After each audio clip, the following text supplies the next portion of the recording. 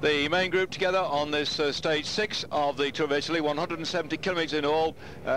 In fact, that's slightly different. I've got 160 down, which is about 100 miles for today's stage. The bunch going along all compact. There's been no real action so far as they're setting in towards the back end. In fact, we've got a fairly flat stage today on this particular route with nothing to disturb the activity from Peschici to Vasto, and that's stage 6 of the race. No Kingdom Mountains, just alongside the coast road for much of it. With the headwind coming at them now, you can see the average speed only some 30 kilometres per hour, 31 kilometres per hour. That's divided by 8, multiplied by 5, so that's about 15, 16 miles an hour. That's all they're doing so far today. So sorry about that, that we are a bit behind schedule. If you're watching live this afternoon, for those who are watching one of our replay programs, you caught it just right, because we'd like to see all the action on your screen from here on in. If you look at your map to find out where the heck we are, you've got to look at the boot of Italy, or the leg and the shoe, and you'll find us just up above the calf, or going up towards the calf muscle of the boot, and you'll find Vasto there. I'm sure you can pick that one out somewhere, and we're just working our way up towards the north now, on tomorrow towards Teramo, and then up towards the top of the leg. So that's where we are, that's where we're going. Gorgeous part of the world, by the way, lovely weather, delightful sunshine, but the strong headwind. I think the rider just said, well, blow that for a game of soldiers, we're not going to race today. Just one piece of news, we had one rider retired this morning, Borghi, and the rest of the field, I think, quite happy to have virtually what is going to be a day off today. So I'm going to ramble on about the emails we've had coming in today, the crowd, of course, waiting patiently at the end of it all, and for the people watching our live coverage, we're very late indeed, and for those of you watching our live coverage who set your video recorders, sorry, you'll have all sorts of problems, but if you do have, obviously Max Chandri here just drifting off the left-hand side of your screen, he's gone now. Come back, Max, come back. Lennon McCart, no, he's there. 101. I don't think we're interested in what the Brits are up to. There he is, 101, Max Chandri. If you do have a video recorder set and you're going to miss the thing out, and you do have the digital service from British Eurosport, then tonight we're going to have a special British window, because this is the Italian week on Eurosport. The tennis, which has been in Rome, which got very much delayed and overran our program here, will be again tonight a live program, and after that we'll be showing what you're seeing now. So if you're listening to me in the evening, good evening to you. Those in the afternoon, good afternoon to you. So British Eurosport will be doing something special, putting in cycling in this evening, whereas those of you who've got the old Astra dish will find, I think it's boxing on tonight, with my colleagues in full flight here. By the way, Steve Holsworth, who's doing the commentary, has got with him a man who I'd love to have on my side if I got involved in the fight. Anyway, they're starting to go some here somewhat rather quickly. Thanks for your company this afternoon. I'm David Duffield, and thanks for the emails been flying in, and certainly understand from my colleagues in the email centre back in Paris that there's been one or two sort of sharp emails saying why no cycling, and when we switched on it's all tennis. Well, we overrun, they overrun. This is the trouble about live sport, by the way. It is most times unpredictable, and now things are starting to happen. So you know, just the right time, those who are live this afternoon, and those who are watching the edited highlights, you're going to see some real action now as one of the riders from Selitale, Nectar, Girelli, nips off down the road, and the sprint at what's it going to be, 29 kilometres to go, is some way yet to go for them, and when they get to the only piece of action of the day, the Giro, they go up a bit of a long climb. It's a 6 kilometre drag. It's not too much, by the way. They go up from 5 metres above sea level to 100 metres above sea level, so it's not too bad. It's just a bit of drag, the last 4Ks being you know, the hardest part of it. So I'm not quite sure how the Giro will work out, because coming into the stage today, Tessato, who took the pink jersey yesterday after the stage victory, Tessato has just 3 seconds lead over Morini, and Gutierrez has 4 seconds, 14 seconds. I wouldn't be surprised, by the way, if this lot come together, that Morini won't try for that Intergiro sprint, where there's 6, 4 and 2 seconds, as we now see a little group here setting off the front. I wouldn't be surprised if they pull this lot back to see Morini having a little go at Tessato, because he's a useful little climber, and he rides Morini for the Liquigas team. He's now back in his team colours, and so watch out for him in the bunch down there if you're trying to spot out where the heck he's got to. He's wearing number 115, whereas the pink jersey, I'm sure, won't be far away from him.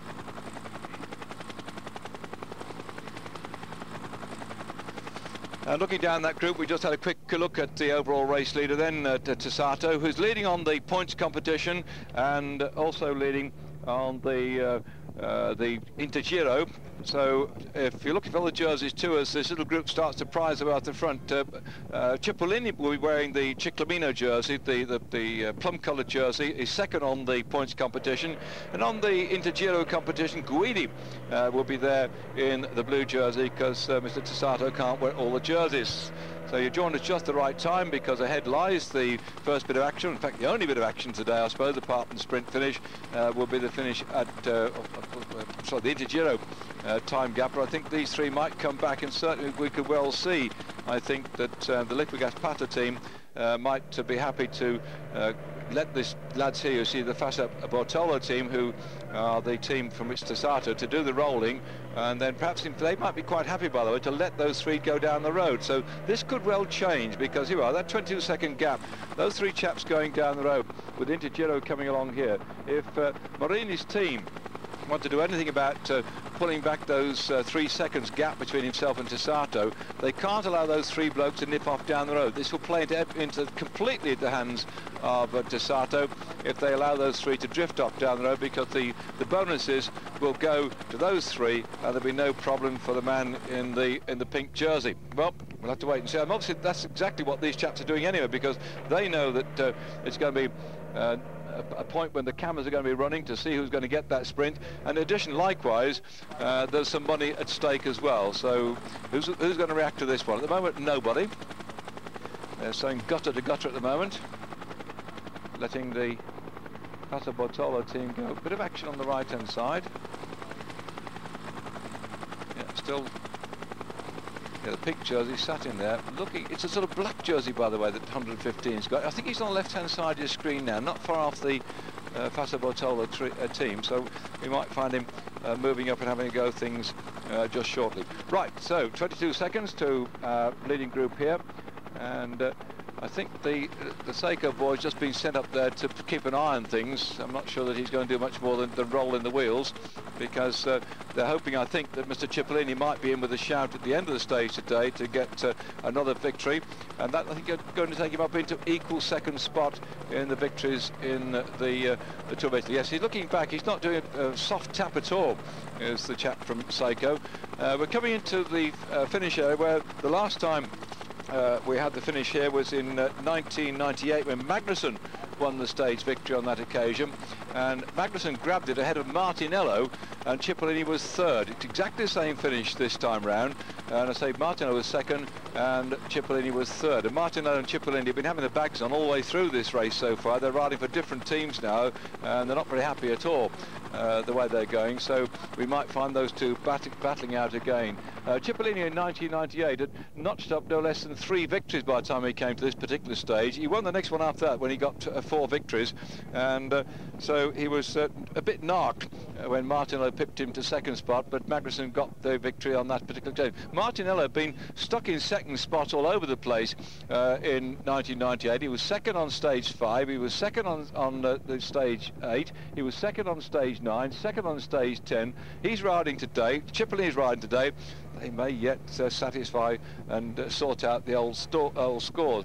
Now they begin to go quite quickly now, some 39 kilometres to go towards the finish, and they're travelling about 40 kilometres an hour, which is 25 miles an hour, which gives about 1 hour to run to the finish. So we should be finishing about 6 o'clock, where we should have been finishing at 5 o'clock. So we're overrunning by 1 whole hour at the moment. So sorry about that.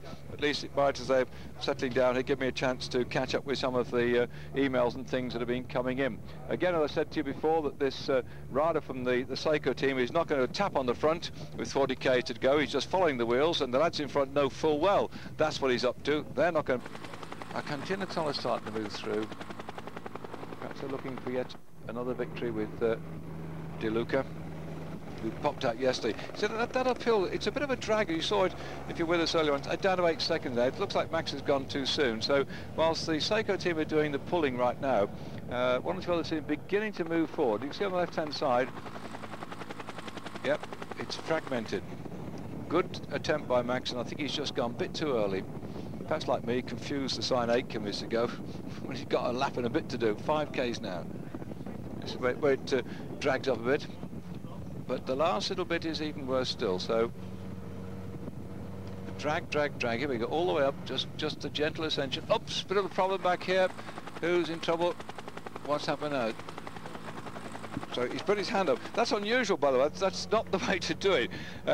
When he pulled over, he's no, I think, great worry overall. That's the rider just put his hand up then as he went across. That normally you put your arm up because if you've got a punctured tyre, you can ride on the flat rim. You put your arm up so that they can see who you are. Then they call up the service car, and then you get off and take your wheel out. But he stopped, then put his arm up, and then went to get his wheel out. It's a bit back to front. But anyway, he'll get service, but he's not going to be in with a sprint at the end of this little up.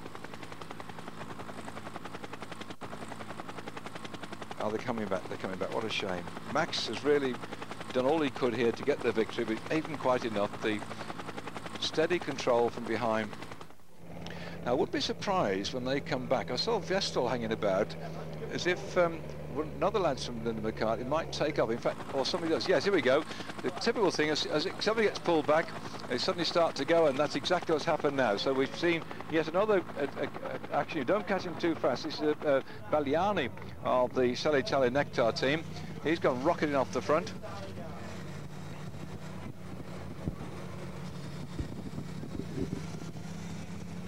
Well, we get information coming in that Jimmy Casper's just had a puncture, and so he's put out with the French. And yes, that's exactly what I said. I thought that the Linda McCartney might play the old 1-2, and they've just now done exactly that same thing, hammering off down the road then. That's David McKenzie of Australia. The crash at the back will disrupt the activity as well, and that's him out of the any chance now, but he wouldn't be in with a shout out. Oh, steer him. He's slipping over, but I'm not sure he's hurt his leg or whether that's just the... And again, that brilliant piece of performance then as he rocketed off down the road. This is exactly what I thought might happen.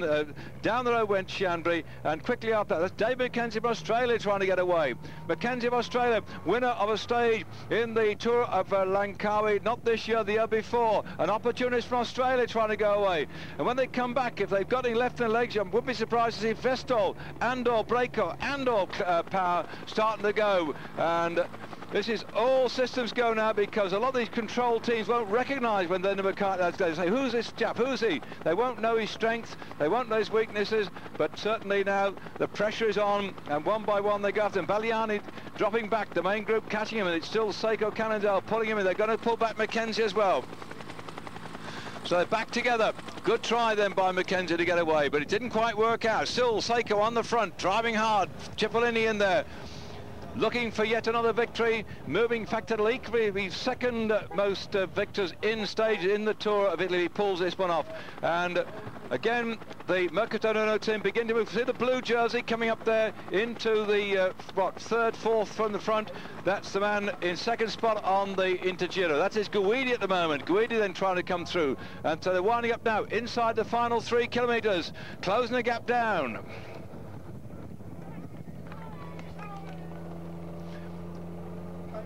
Well, still Seiko coming up towards 2 kilometres to go. 1, 2, 3, 4 back, 5th to the front in the blue jersey is Guidi for La Française de Jure. Very good sprinter. This slight uphill could suit him.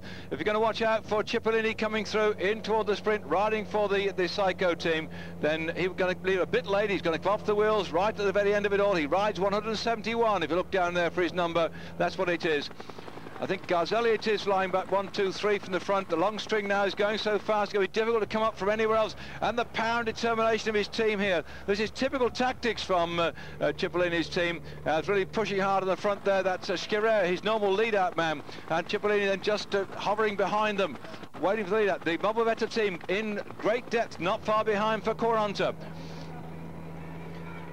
The overall leader on the points competition, Cipollini in the purple jersey there is way off the wheels at the moment. He's riding up along. Blyleven's alongside him. Blyleven's and Cipollini there playing an enormous waiting game as Kroon pulls back the lead on the King of the Mountains competition. The pace is being set at a fair old rate than knots at the moment, but it seems as if Cipollini has resigned himself to keep his eye on Blyleven's. I don't know why, as the team for Quaranta start to move here. Mobovetta, Quaranta is a man wearing 143. They start to push and shove a bit here now. They don't want to let them through. On the left-hand side, the action's coming, and amazing then for the Lamprey team to go off on the far side there. And I can't see any sight of Serrara, but just a quick flick across to the side by Piccoli. Well, he's a good little climber, Piccoli. He's gone away now and caught them all napping. All the top men are watching each other, and Piccoli's just nipped off down the road. Piccoli then going for this one and really winding it up then. Piccoli is opening up quite a useful gap.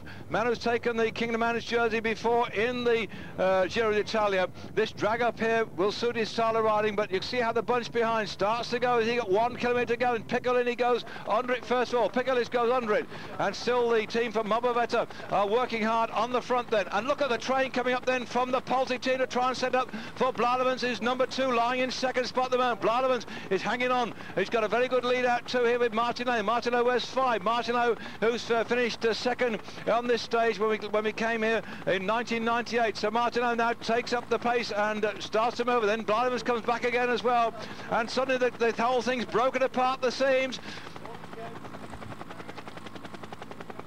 Well, no, it's not worked at all, and still back in again. Psycho start to go for it.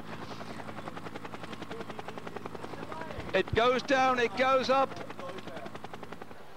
and looks like Konishev back in 1, 2, 3, 4, 5th in front. He's got the sort of power to come off it. Can Konishev pull this one up? Konishev's got a good lead out too. Konishev is lying dead. Cipollini moving through for in the Ciclamino jersey. Uphill sprint as Konishev starts to go now. Konishev with something about 300 metres to go, and coming up on his wheel, the Polti rider starts to go for this one. Is that Blademans? The Blademans going on the inside then as Konishev goes to the far side. Blademans and Konishev, I would not like to split those two with a fag packet. There must be no difference in him. I'll wait for the side shot from the photo finish camera or from our top view. Blademans and Konishev fought it out at the very end. Whew, what a finish. Wow. Let's wait until we get back for that one, because I wouldn't like to say which one got that. Here they come. You imagine all these chaps were virtually together about, 5 kilometres down the road, and just shows the speed at which they came thundering in here. So it's going to be a toss-up between. Here we go then. They're all looking back for Cipollini. He's not there at all. Blademans number 2 moves across, spots Konishev's wheel. Look, forces his way in there, gets himself behind Konishev. Still the lead out then, Konishev, and he pushes through them. And so this is it. There's Konishev in the blue pants on the left. Blademans in the red pants tracks him, starts to go across. Can he do it? Can he do it? Who gets it? Konishev versus Blademans. Konishev slowing, Blademans throws his bike at the line, and on the line, wow! Konishev, surely. Yes, Konishev got that one, just ahead of Blademans. What a disappointment then to Blademans. He's been waiting for his success. It didn't quite come off, and he's got it. Let's look again. This uphill finish, that's a great ride by Konishev, by the way, because he's been around an awful long time now. I think he won the Baby Giro so many years ago we've almost forgotten. But the way that Blademans has been lying doggo and not been going very well so far, so he burst through there and took off on the right-hand side. Well, went from left to right, but what a disappointment for Konishev, who's really a fantastic season so far, Konishev. I've been so pleased the way he's come back now after the... Well, he had sort of rather quiet time, but I think the way that his team manager has got behind him then, Giancarlo Ferretti of the Fassa Bortolo team, he's really been firing up some of the riders, and bad luck then to Konishev, but I think it was, and Konishev popped into silver, and poor Sean got back into the bronze medal position. The 182 kilometres, full of drama at the moment, because still hanging on for grim death. We have the Australian rider David Kenzie riding for the Linda McCartney team, who you can see on the screen there the time gap that he's got at the moment, and good goodness knows as we get towards the finish if he's going to actually hang on towards the whole thing, because the big bunch begin to get themselves together. The pink jersey from the Fassa Bortolo team, that's Tessato, is just up there at the front. Let me give you a rundown as Mazzoloni is trying to catch back with Mackenzie, but I think the pack is still breathing down his neck. It's been like that for an awful long time now. The overall situation, looking back to yesterday, Konashev won the stage, Vladimir was second, Missaglia was into third spot. As Mackenzie still ploughs a low follow-up here. I mean, 15 kilometres to go. When you consider he went off after 18 kilometres, the race had been set. He's been something like 150 kilometres out there trying to win the stage. There's the clock showing the speed at which he's going, and the team there from the Fassa Bortolo are now starting to really reel in our breakaways. So that's the bold Eddie Merckx, and one of our Belgian colleagues on the right-hand side as well, commentating on this race. He's with us throughout the whole of the race is Eddie Merckx. Glad to see him, and good to see him up there on the little bit overweight, I think, perhaps a little bit chubby around the cheeks, but the bold Eddie knows a bit about this particular race, by the way, because he won it in 1968, he won it again in 1970, 1972, 73 and 74. So with the Hellenic Tourism Organization.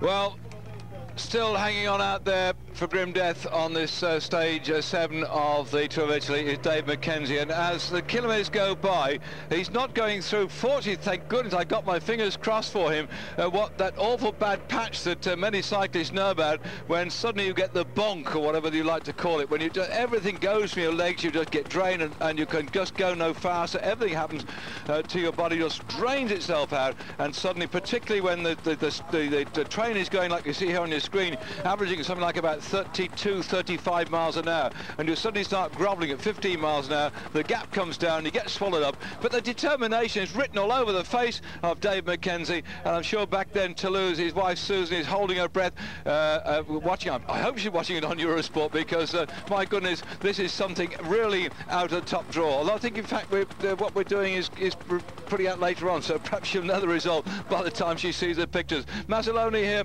2:39 is still the gap, and it's surely the way it's going, I think that we're not going to be seeing the big sprint at the end of it all. We won't be seeing the usual big hitters coming in, and yet we're coming up towards the back end. What's this time check coming up here?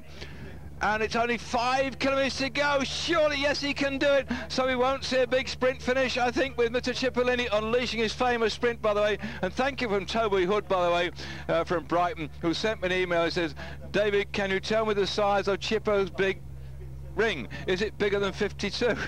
I had to look at it very carefully. He ain't going to be in with a shout this time, and I can't count the ring when Cipollini goes across the line, but I'll sort it out for you at some point, Toby Hood, what he's riding. But it isn't when he's on 52, 53, 54. It depends on whether he's on a 10 sprocket the outside, or the 11, or whatever the case may be. But he ain't in the shout at the moment, and it's still the team from Coronta on the front, and the gap back surely to the pink jersey. With 5 kilometres to go. This is a vital one now. They're beginning to accelerate, and they're going to catch Mazzoloni, and once they catch him, if they realise then that still down the road they've got one man to catch, then all hell and high water, they'll just let loose and they'll start going. Surely it's about 2 minutes, I think, 2 and a bit minutes, 5 kilometres. No, they can't do it. They can't do it. Open the corks, all you people back there in Kangaroo Valley, in Earl's Court, or wherever you are, as we're watching Pantani, who really isn't bothered about what's happening up down the road. He's going to be riding for not tomorrow, which is very hill indeed, but the day after that. But the way this fellow is going right now, Waltzing Matilda will be there. They don't play national anthems, do they, at the end of the stage? But this is going to be something exceptional. Surely he's going to make it. If he does, apart from the fact this is going to be the first victory for Linda McCartney team in a big race like this one, I'm sure that back in Denmark too they'll hold their breath, because he's riding a Principia bicycle, and I don't know how long it is since a Danish bike won a stage in the Tour of Italy. No doubt somebody will fax me that information as Pantani starts to go through here, looking very good. What a difference you see. Here is a bulky rider, 4 kilometres to go, Dave Mackenzie, who's been a past champion of Australia. Hang on, I'll just get my books out and sort this one out. It looks like he might make it, and if he does, let me find out. Yeah, he's been a pro now since 1996, and this is a lot after him. He's had some 21 victories, mainly like the Herald Sun Tour and out in Australia. He's been Australian national champion too as well. That was in 1998. And my goodness, the Aussies are going to be really full of this one if he survives this, because he turned pro, let's say, in 96, and he's been riding. Yes, the gap is there. There's no doubt about it. With 2:21. Linda McCartney, lads, supporters back in Great Britain, go in the bottle shop and get yourself something from Jacobs Creek or Hardy's or whatever the case may be, and celebrate tonight, because as an Australian here, I think certainly Piper, Anderson and Wilson have won stage in the past anyway, but he's coming through here. Although they say in my books he's actually from Melbourne, I think he was born in Ballarat, which is where the big gold rush took place. He's got gold at the moment. He keeps this going. Dixon starts to wind it up, looking only surely for the second spot, and as the rider for the Linda McCartney team, I said earlier in my program, he got that stage victory in Malaysia. He got it when a lot of people in front of him turned left instead of going straight on, but that just showed, as together with his successes so far, what, 21 victories, he's a gutsy man indeed. Born on the 16th of August 1974, and the train here setting it up for, you see the chaps in the how do you call it, black, yellow and light blue colours for Coranto, have no chance now of catching him. So it's going to be surely a ceremonial lap of honour. There in the pink jersey, keeping out of trouble. Tasato making sure that nothing brings him down on the run towards the finish. But still, we have the points in the points competition yet to be decided, with the main group behind. And so here he comes. Of course, he had what, a couple of second places in the in fact, no, he won the second stage in the Pro Tour. That's right. And so he's up, ridden back in Great Britain. You've seen him there in the past. Then a short spell in the green jersey in the Pro Tour, and so let's see now as he comes in. So Brits get behind David Mackenzie, but unlike Mackenzie, he must have surely some Scottish background or maybe Irish background. I don't know, but Mackenzie sounds to me like it's come from somewhere back at home. So Linda McCartney team, this answers surely the questions we raised of what they were doing in the Giro d'Italia this year, and they came in here to do something. I thought yesterday it was going to be Chandra's day to go for a stage victory, but certainly Mackenzie now has caught them all napping, and there we go then. So it's not going to be Italian benefit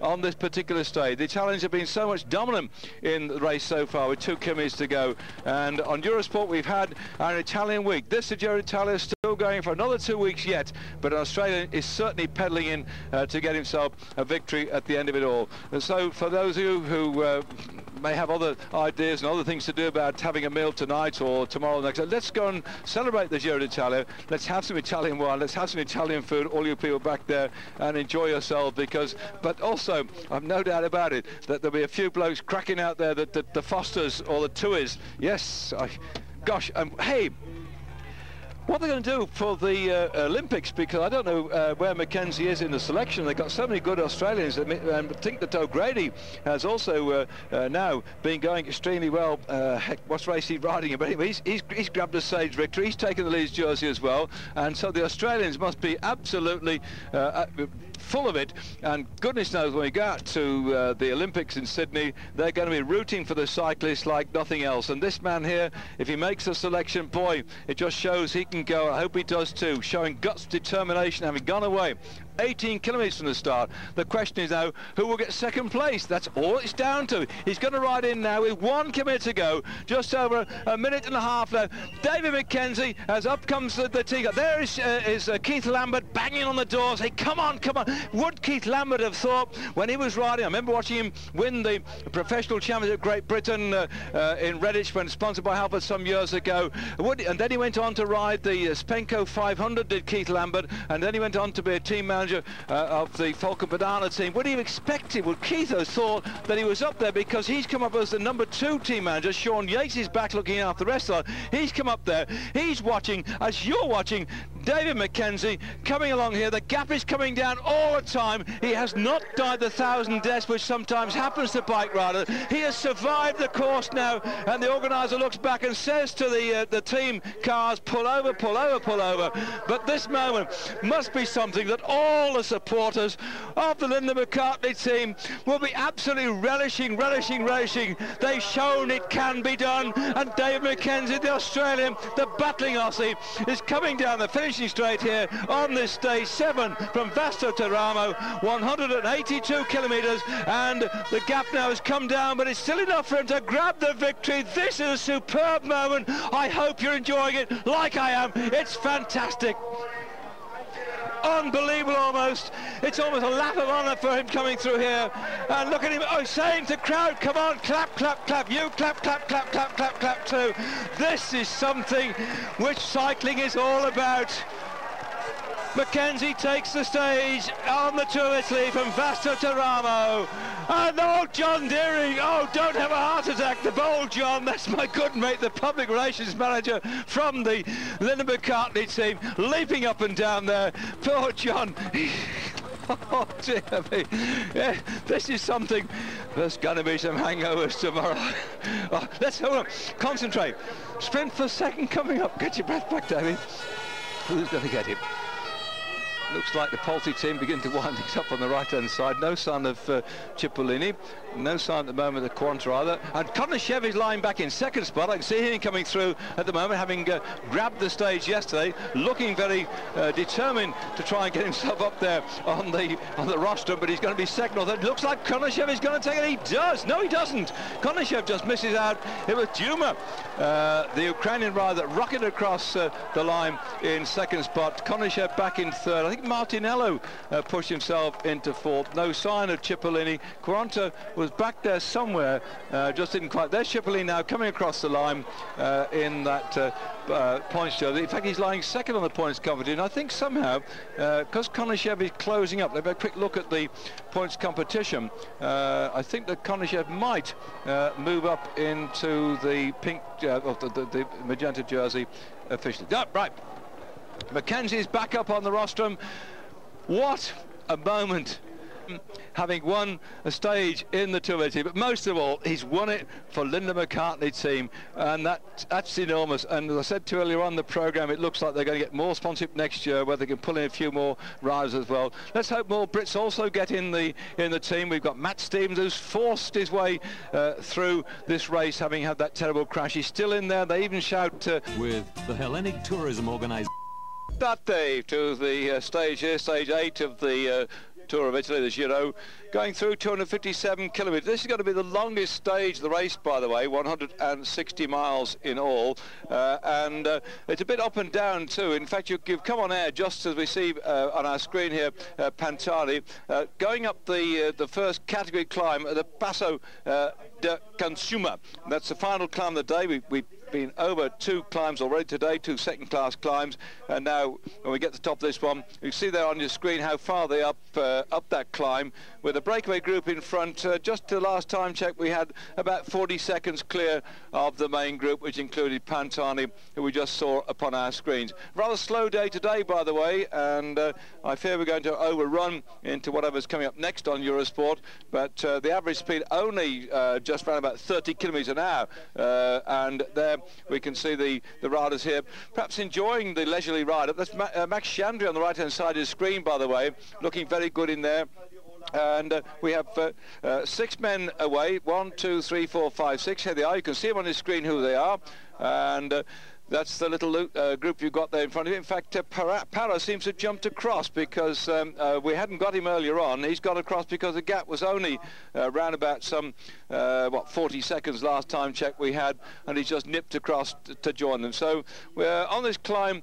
I would think that they ain't going to last out there much, but Axel Merckx there, 33 seconds, a brilliant ride by Axel to go with this group. And you see the pink jersey of our overall leader at the moment on your screen there. I don't think he's too bothered about what's happening up in front right now. Let me put you in the picture then on the general classification, how the situation is going into this stage today, and we'll come back and answer your emails, because my goodness, they've come flying in. I'm also hoping during the program to speak to Keith Lambert, the deputy director of the team, Linda McCartney, because he followed Mackenzie in yesterday into that victory, and I've already spoken to Keith, and I know a bit about what's going on, but I've also spoken to all the lads, so they're elated from yesterday's victory, and I suppose there's hardly a pub that's got any beer left in Australia either, once they woke up the news that Mackenzie won the stage. So Mackenzie won yesterday, head of Duoma from Panaragan. and then Konashev was in third spot. Looking now at the main group with the pink jersey of Tessato in that group. He started this morning just 3 seconds ahead of Morini from the Liquigas Pata team, and Guiteres Cataluna is 14 seconds back. Well, this is going to cause a bit of consternation now, because at the moment Guiteres Cataluna is in this little breakaway group right now. So as he started this morning 14 seconds down, the proverbial, I think, is going to hit the fan, because whilst he's a darn good climber, I don't think the pink jersey is going to allow him to get too far down the road before they try and close the gap. And so a bit of action here by the Kelme Costa Blanca Eurosport lads, because they're trying, I think, to cause a lot of trouble back in the main pack. And number 75 it is there for the, oh, no, sorry, number 78 it is for the team who's out there trying to bust the thing apart at the seams. Well, I somehow think that once we go to the top of this climb, it won't be as good as it should be, because this is an all downhill run in toward the finish. Let me give you some idea of the terrain before we get back towards the race as it is. Off the top of this climb, it drops down completely for something around about 12 kilometres. Then we get a bit of a trough in the centre, and we start to go up another climb up towards the Vetta La Croce, which is not on the list of King of the Mountains competitions. And for my money, it's going to be perhaps crucial, because when they get to the top of that particular climb, they'll cover 230 kilometres of this race, and running in towards the back end, then only just some 24 kilometres left. I think that is where the proverbial will hit the fan, because over the top they then have just round about some 10 kilometres of undulation before they drop down very quickly in towards Fiorentino and the flat run into Prato. So they're playing this one very carefully today, the riders, whilst the Grand Prix of the Mountains is up for grabs anyway, or I still think Mr. Kroon's going to keep it, but nevertheless, when they get up the top of here and whip down the other side, I think the main pack will get them. And if we stay with on Eurosport from the run in toward the finish, what, 60 kilometres we have up top of this climb towards the finish. In fact, it's going to be exactly, yeah, 60 or 59 kilometres to be exact. That's around about 36 miles, and that's going to take them, I'd have thought, probably round about an hour and a half, or just a bit less than that, to actually get toward the finish. So we could be well overrunning our time scale. Depends how fast they race. Again, you can see the green pants here of the Kelme Costa Blanca Eurosport team. The Spaniards always aggressive. They've been very chirpy all the way through when it comes to the mountains, and I'm sure we're going to see more of them in future. So the countdown back to the main group at the moment, with the pink jersey in that pack, and the gap has opened up. Well, Kelme played their cards rather well, but somehow I don't think it's going to work, because there is still a pink jersey from the team Fassa Bortolo, and he's riding extremely well indeed. He's got a big strong team around about him. Once we get over the top of this climb and go down the other side, I think we'll see the blue and white jerseys really hammering after the breakaways, and could well be caught back. 39 coming up. You can see on your screen now what it's going to be. It's opened up just a bit more, but it's 46 seconds out. There they go. Not enough, I think, for that group at the front to stay away. Hey, look at the yellow jerseys round about Pantani. Fascinating this morning, by the way, at the start, that when the riders sign on, the cheering that was going on, first of all, they cheer like crazy when you get Cipollini signing on, and Pantani, but David Mackenzie, having got that stage yesterday, he got almost as big a cheer as Cipollini and Pantani as well. So the tremendous performance by the Australian yesterday. Sir Paul McCartney phoned from America to say well done for his success yesterday. As I see, Chepi Gonzalez has just taken that one. Well, Chepi, he's been around an awful long time now, and just showing very chirpy he is too. And Chepi, if you watched our program a couple of days ago, he fell off in a bad way when he was going for the stage victory with about, what, 3 kilometres to go, when he went round the bend, down went his back wheel, and Chepi was out of contention. So I'll put you the picture now about the overall situation. That still Tessato leads by 3 seconds. Guiteres Cataluna from the Kelme team is trying to prize that jersey off him with 14 seconds. He looked there that is not by Mr. Pantani outside one. This is typical of the way in which the whole of the country have taken Pantani to their heart. He's come in to ride this Giro d'Italia. It's the first time he's been back in action with a vengeance since he was disqualified from the Tour of Italy last year.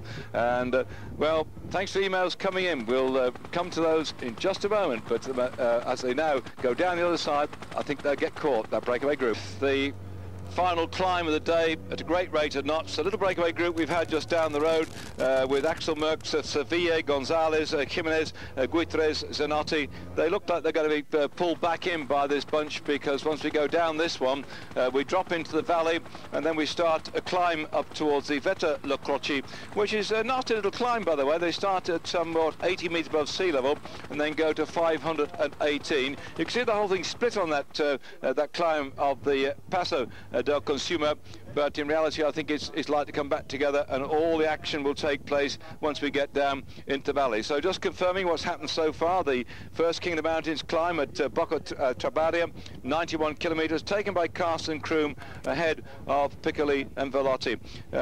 Dimitri Konishev, Perron, Misaglia, Morini, Lanfranchi and Conti all tried to disrupt the rhythm by going on a short attack, but they got caught back again with only some 10 kilometres. And then we came to the climb of the Vallicchio di Spino, and there Gomez took that one, and a couple of blokes with him, but there was no great problem because the main peloton at 40 seconds then grabbed them back, and that was it. At the Intergiro, amazingly, Kroon dropped that one. Normally he's only been interested in the King of the Mountains competition, and you can see now this chase group here with Casagrande, De Luca. This is going to be something rather special, because the bookies have shortened the odds now, and they put Casagrande in with a shout to be the victor overall of the Giro d'Italia. But De Luca, who was very chirpy the other day when he grabbed his stage victory, really I think that he's also trying to get in with a shout today, and it could suit him between now and the end of the stage. De Luca, what, bronze medalist in Valkenburg a couple of years ago, has really come into this race with full of verve, and I think we might see more of him before we get toward the finish. Anyway, the Intergiro, Kroon got that, Pozzi was second, and Ruben Alvario was into third spot, just ahead of Daniel Schneider, who fell off in no uncertain terms when he's knocked off by the motorcyclist. And I've had an email saying that what happened to motorcyclist and what happened to rider. Well, in the end, there was no yellow card or red card being kicked off the race. They realised it's just one of those things that happened.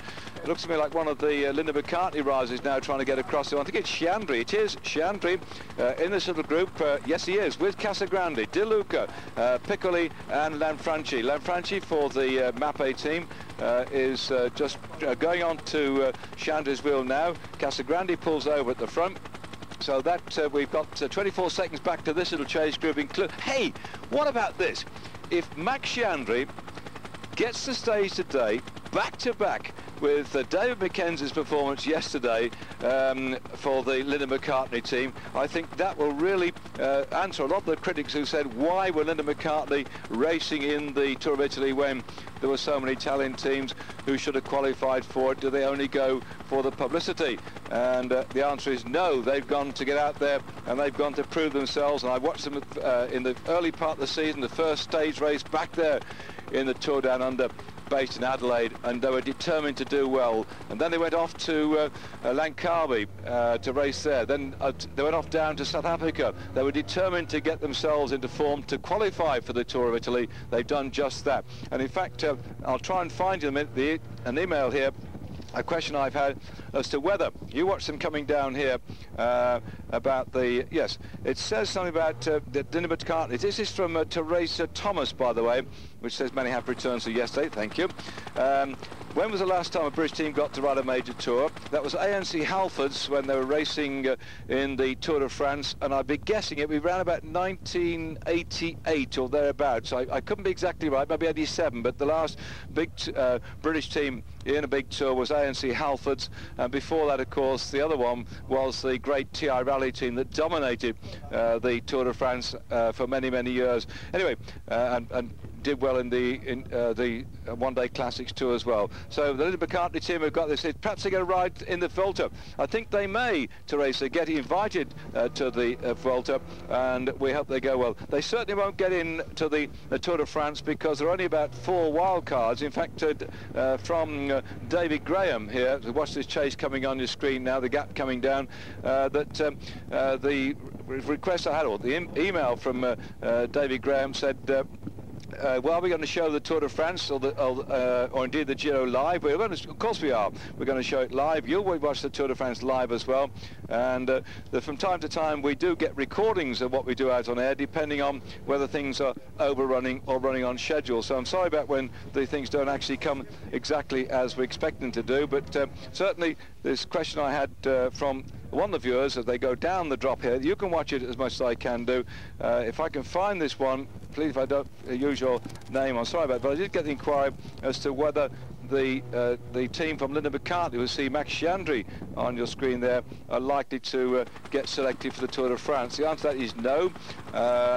They're only about 11 riders in their team. They've really stretched themselves to get this far, but I understand from the team management, and I hope to be speaking to the team management during the next couple of days, that they've got a big budget coming next year. Another sponsor, who we're not allowed to mention, in fact I don't know who it is yet, will be coming in.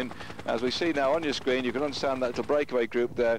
We're putting some money into the kitty, because to get selected to Tour de France, you've got to be, they only have 20 teams, and I think it's 16 automatic selected from the UCI list at the start of the year. The other 4 teams have to fight for it on merit, and of course you can imagine that the French obviously want as many French teams in as possible, so there's no chance for Linda McCartney to get the team into the Tour de France this year. But I'll try and find out from the team manager about the possibility of riding in the Tour of Spain, which again is going to be difficult, by the way, because Linda McCartney is quite a smallish team, and some of the riders from Linda McCartney, like Max Chandri for instance here, could well be riding in the Olympics. And the Olympics start the weekend that the Tour of Spain finishes. The Olympic track starts on the Sunday that the Tour of Spain finishes on that particular Sunday, and the road racing starts about another week after that. So for instance here, Max Chandri selected to ride, say, for Great Britain. I hope he does do just that. If he's riding in the Tour of Spain, he has about 1 week to recover and travel off to the Olympics. So it's very close to some of the riders in the Tour of Spain. I wouldn't be surprised if teams do get selected. The ones of the riders who are going to do well in the Olympics will climb off their bikes with about 4 or 5 days to go and disappear to Sydney to represent their country, because Pascal Richard, for instance, riding for the Linda McCartney team, will well be selected by the Swiss team to go and ride in the Olympics to defend his success 4 years ago.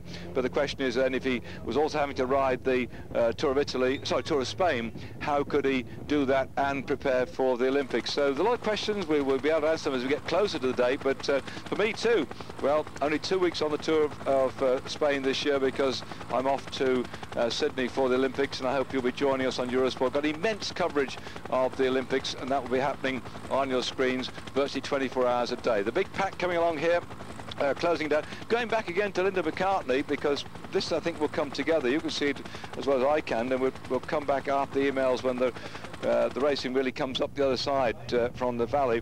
I've had an email from Mark here. It's down as Martek.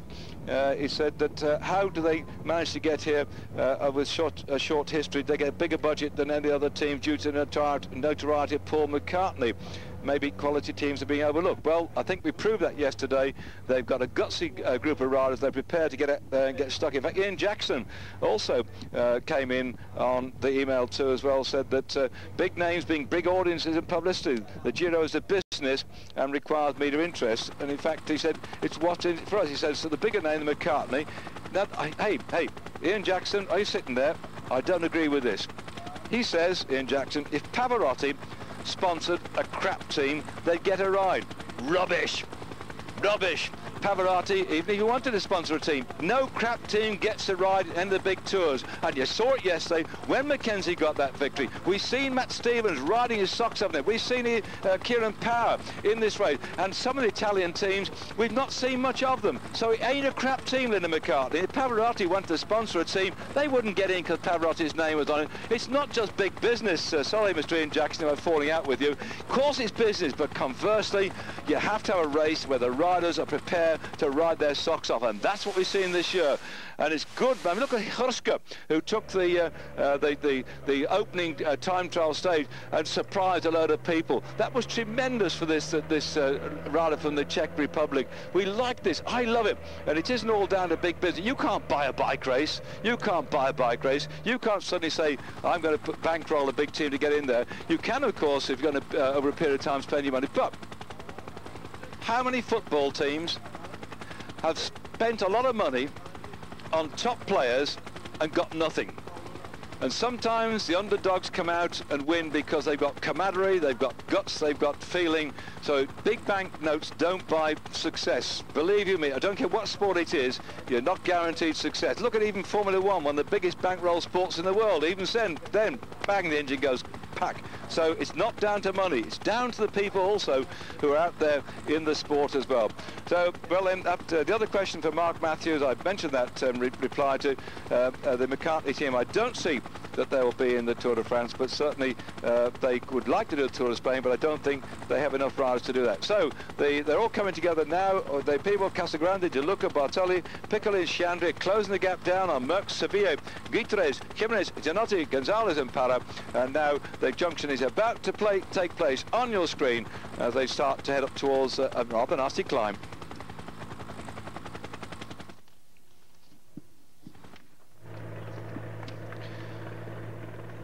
Well, the field is split quite a bit, but I don't think it'll be much longer before they actually all come together and we start up on this next bit of action when they go up the climb just ahead of them. It's not down as a Grand Prix, by the way, for a mountain climb. The Vetta La Croce ahead of them in this little valley now. Beautiful part of the world, isn't it? Look at it.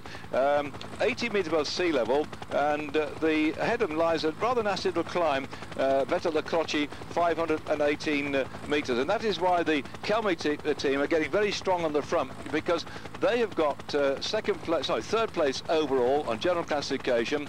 Guetteri 14 seconds down this morning on the pink jersey. I think this is it. Look, he's in that group now, number 75. Watch out. They've all come together, those little chasers. The gap last time we had was only a few seconds between this lot and the main pack. But look at the Kelme lads in the green shorts, because they're going to try to do all they can to get their man up into pink at this stage. What a gorgeous part of the world it is, heading in towards Prato, which is where we're going to finish the stage today after 257 kilometres. That's 160 miles. All the action so far. Kroon got the first climb, then Gomez got the second climb, then Kroon got the Intergiro, and so now the little bit gap, about 40 seconds back between this group we saw, but I think somehow that this is too big. There are too many people here, but then again, with a little climb coming up just shortly, it may be that they can actually stay away. We shall see, but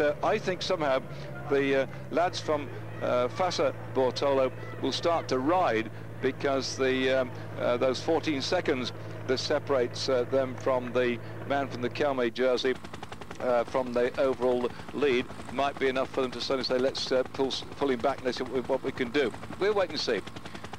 Axel Merckx down there.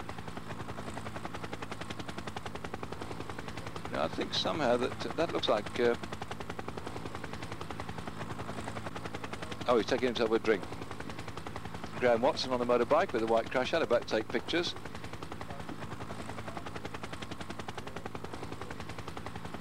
Oh, they're sharing the drinks out here, so I think that they're not going to press home their advantage. Shandry's got up there. Just a quick look through that little group at the moment. See on the screen Jimenez and Benesto. That's Max Sciandri for the Linda McCartney team. I think a bit too big actually to stay away, and the main group might think likewise. They're prepared to coast along and pull it back. That's Conti there, 177 at the back. And that's the danger man. 181, just watch that number, watch that man. I think at the end of the race, when we get there in 2 weeks' time, Casagrande should be up there in the top 3 places. I think. But he's got his team round about at the moment. So this group, you can see the way going along in this flattish part, aren't too bad. I think the main group and the leaders will all come back together before we start the little short, sharp climb ahead and the run into the finish at Prato. Well, the main bunch don't seem to be too bothered about the breakaway group, which is around about 44 seconds down the road on this stage 8 of the Tour of Italy, from Carinaldo to Prato, 257 kilometres in all. It's in fact the longest stage of the Tour this year, and the riders I think really waiting for this little climb we've got ahead of us. We then plateau a bit before we then drop down in towards the finish, and perhaps also why there's a general sort of coming together, the main group, that they're worried about tomorrow, because tomorrow's stage is the one that the whole of Italy is holding its breath for, because that's going to be the one when they have this enormous great uphill finish at Abetone. It's going to be the first of the mountaintop finishes. That's tomorrow. A short, sharp stage, by the way, just 138 kilometres in all, and there are 2 King of the Mountains climbs, one to begin with, which will be a first category climb to San Pellegrino, a nice little drop of water that I like to drink from time to time. Yes, I do drink water, mainly with whiskey, but never with water. And so San Pellegrino in Alpe tomorrow, and then we got to finish at Abetone, and the whole of Italy holding its breath as to whether Pantani can pull off something spectacular tomorrow. There's an enormous list down there. You can see that little lot there on your screen all the way down. They are contesting this stage today, and the Kelmy boys are really starting to sort things out to try and get Guterres into the pink jersey. He's in that breakaway group. The last time checked 40 seconds, so technically he is the race leader on the road at the moment. But I think somehow on this next climb we're going to tackle that the main group might start to accelerate. And we'll be able to see then, still around about 43 seconds, how good a climber will be the man in the pink jersey, Tassato, who's in the main group with plenty of people around about him. But you can see the way they're riding on the tops, not too concerned, not too pushed, but look at the way in which the lads here from the Kelmy team have set about trying to make life difficult for the man in the pink jersey. We've got 73, 75 and 78, all of them in this breakaway group at the moment, and that's Castelblanco, Guterres Catalona, and Gomez, who already early on got a King of the Mountains prize in the early part of the race. So this is 2 chasers trying to come across it now. We watch them dive off the front. Here they go. And I think probably because it's beginning to get a bit bulky at the front, they might all come together yet again. On your screen there, that's Salvadelli, by the way, 172, not too concerned at the moment. Looking quite confident. Look at the yellow jerseys round about Pantani. There he is on the far side of your screen. He's got 139 on his back, Pantani from Mercato Nuno. And if you want to try and spot the Linda McCartney team, Max Chiandri, 101, up in the leading break at the moment. Taya Breikja from Denmark, riding for the Linda McCartney team, 103. Viestol, the Norwegian rider, 104. Kieran Power, the Irish rider, is 105. De Pasquale, the Italian, 106. Dave McKenzie, 107. Stage victor yesterday. Great Britain's Matthew Stevens, riding for Linda McCartney, is 108.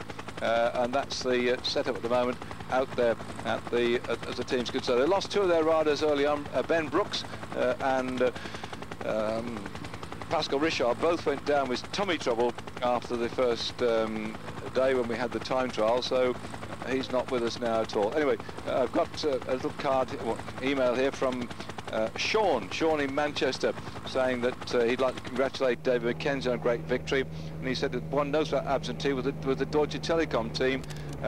Will they be taking part in the Tour de France? Yes, they will, Sean. The 37 k's to go. I say a bit of a climb coming up. Telekom, you have to recognise that we're quite fortunate. Anybody who watch Eurosport, you're fortunate to see our coverage universally. The amazing thing is, for instance, on the Tour of Italy, that back in France, they won't be showing much of this at all, except on Eurosport, because the French are covering the Midi Libre, and in Germany they will hardly be covering this at all. So what the sponsors look for, as we see they're coming down now, is publicity on television in their own country. And as far as Deutsche Telekom is concerned, there's a Tour Bavaria going on now, where I think they've got a team in that at the moment. They've got the Midi Libre, where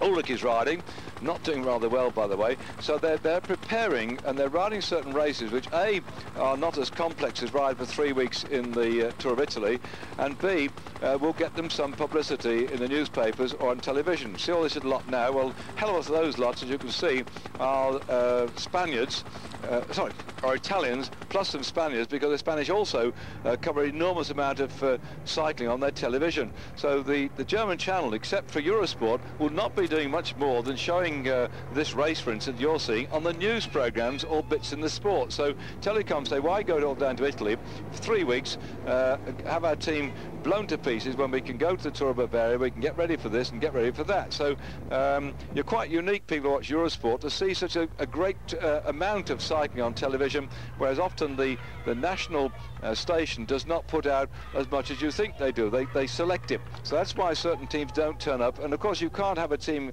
racing in the Tour of Italy, the Tour of France, the Tour of Spain, all of those races, expecting to do well in every one. So you look at the season, you say that's where we're best equipped for. And as far as all the teams are concerned, the Tour of France gets more publicity worldwide than anybody else. So if you're a sponsor, you say that's our #1 objective. We'll go for the Tour de France, and from then on we'll pick up the races which will help suit it. That's the Konishev on the screen, by the way, now taking over the jersey as the leader on the points competition, coming up with a bottle for the overall leader on the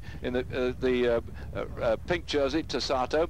So yesterday Konishev with his sprinting. I said Fossa Bortola would start to pull back that breakaway group, but you see, this is really an Italian benefit. That's why it's on television. That's why they love it.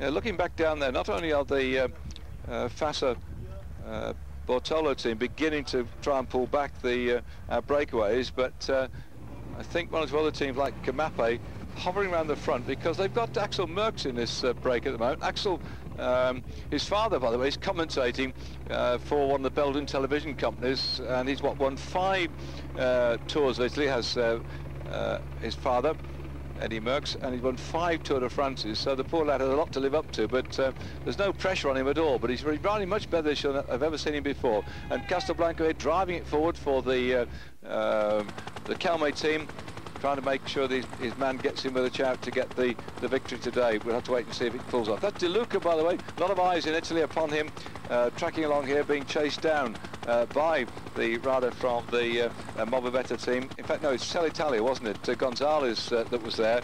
And this is look at the way these lads from the Calme team are driving up on the front. Alvaro Pino, who has been the team manager of the Calme team for some years now, has sort of taken a sabbatical. He's not any longer in charge of the team. He's been a great rider over the years, and Alvaro Pino has now taken a back seat. I think he'll come back later on, but there was this Casagrande. That's the brother, by the way, of the man, I think, Francesco Casagrande, who could do well at the end of the race. Going back then, as we're looking at the pink jersey, Tassato, who, as ever, once you get the jersey on your shoulders, rides better and better and better. So the email's been coming in. Excuse me, going back to, but one from Paul Nolan in Dublin. Do you think Kieran Power will finish the Tour in this, or is this his first year as a pro? It is his first year as a pro, Kieran, and he's been riding very well. He went out to Australia training with the team. He didn't ride the Tour Down Under. He went and rode the Tour Langkawi. I think he finished 23rd in that race. And I think that Kieran could well finish this race, provided he doesn't smash himself out of his skull, because you can, if you're not careful as a younger rider riding at this level, push yourself to such a point you can have a bad year the year after, because you can take all the strength out of your legs. And there you see Pavel Tonkov on your screen, past winner of the Tour of Italy, being well shepherded by his Mapei team, and I think somehow that Kieran, knowing the gutsy way that he rides, he could well be at the finish in Milan. If so, I hope that a few of you chaps out there in Ireland will grab a plane and go across. There's Salvadelli. We've just seen cameras picked up Casagrande. They picked up Tonkov. We're going across, picking up some of the people who we should be seeing tomorrow, not today, more tomorrow, up in the on the rostrum, looking, I think, to see who's going to be in the top 10 by the time we get to Milan in 2 weeks' time.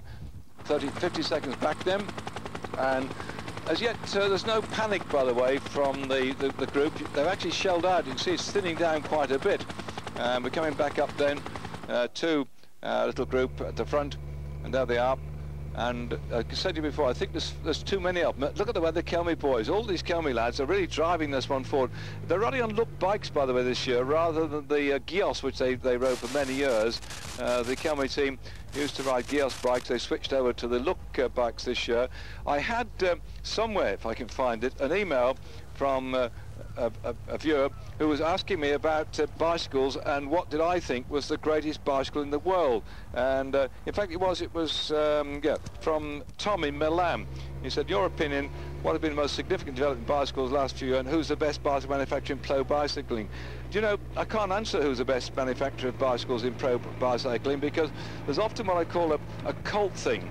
I remember that like Reg Harris used to always have Marzi frames made, and he loved those, and that Eddie Merckx always had De Rosa frames. If you go to a tailor in Savile Row, you have things made exactly to it, and you get accustomed to a particular tailor, and you say, I'll stay with that one. So certain riders like certain manufacturers, but in reality I suppose that once the angles are right and the thing is together, in fact we're now down to 12 riders in this leading group. We've lost one. I just run down the list here of who they are. I understand on the phone we've got John Deering from the Linda McCartney team. John, how are you today? Very good, thanks, David. How are you? You okay? Hello, John. Yeah, you there, David? Yeah, I can hear you now. Okay, John. First of all, what's the reaction been from Sir Paul McCartney? I understand that he's phoned through the team last night. Yeah, we got a message to say that he was really chuffed for us, really, and to keep up the good work. He's really pleased with how it's going. Good. Now we've got Max Chandri on the screen. He's in this breakaway group at the moment. Has this given the team an extra fillip? I mean, are your ambitions now even greater than when you started out? I mean, stage victory's tremendous. What's it done to the team morale? Oh, it's fantastic. It's sky high. It's taking the pressure off the guys, and they know they're almost riding for fun. They know anything that they get is going to be a bonus now. But that said, this stage has always been one that Max has had the eye on. He doesn't live far from here. He looked at the park course beforehand and said, yeah, I'm definitely going to have a go that day. So it's good to see him up in the break. Right, now then, I'm getting lots of emails, John, about the team being vegetarians. What sort of food will they have this morning? What will they have tonight? What sort of meals are you eating out there? We've got 2 Italian guys with the team for the course of the race who are chefs. It's just organic food, solely organic food, and they go into the kitchens at the hotels we're in each night and cook just for us, which is great. We know we're getting consistent level of food all the time. As far as what they're eating, a lot of fresh vegetables. We eat eggs and omelettes for protein. Not too much, because you don't want to take too much fat. Always lots of pasta, bread, things like that, a little bit of cheese, lots of yogurt, cereals, that sort of thing. People seem pretty happy with the food. It's nice to know that you're going to get the good stuff every night when you've got the same chefs, you know. Right, that's good. And in fact, I'm getting some also people say, what, you know, do they have to take vitamin supplements? Is there any way you have to take, like, you know, vitamin supplements or something to add to the diet, or is the food that you're eating they're eating quite sufficient? The food that you're eating is quite sufficient for most things. You might take vitamin B, that sort of thing, just to make sure. Because the body doesn't store vitamin B, so you've got to make sure that your vitamin B is okay. We have a doctor that travels with the guys all the time, so can check things like that and make sure that if they do need supplements, they're getting them. But generally speaking, no more supplements than the meat-eating riders would take. It's generally done in the food.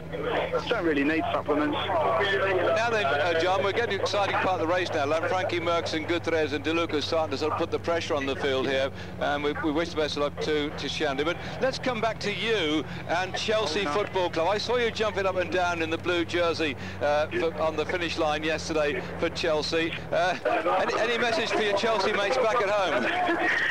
Yeah, 2 wins in 1 day is not bad, is it? But no, we can't talk about that, David. I'm in so much trouble you wouldn't believe. Well, I think it was great to see you out jumping up and down there, John, and thanks for all the work you're doing for the team and for talking to us on Eurosport from time to time. So we'll come back to you as the race goes on. Good luck to you and all the team. Bye-bye. As you know, David, always a pleasure, never a chore, and happy birthday. Oh, gosh, that was yesterday. I've still got the hangover. Bye-bye. Yesterday, very good. See ya. Well, John Deering, the PR from the team. Actually, I know he's got a tremendous wigging. He's had his ear well and truly bent, because on the finish line, if you saw our programme yesterday, he was in his Chelsea jersey because he's a great Chelsea supporter, not wearing his Linda McCartney gear. And I think the bosses have given it right old wigging. But there you are. I suppose the Chelsea fans back at home will be quite happy to see that happening anyway. So the virtual lead at the moment is De Luca going off the front now. And so we'll have to see what happens from now on in, because this little group, very good indeed. Whilst been talking to John Deering, they split away from what was a group of maybe about 40 riders. So we've got De Luca, Lanfranchi, Merckx and Gutierrez here at the moment. And now then, so what are they going to do? This is, I told you earlier on, look at your screen now, just how this short, sharp climb is here. It's not a King of the Mountains climb, by the way.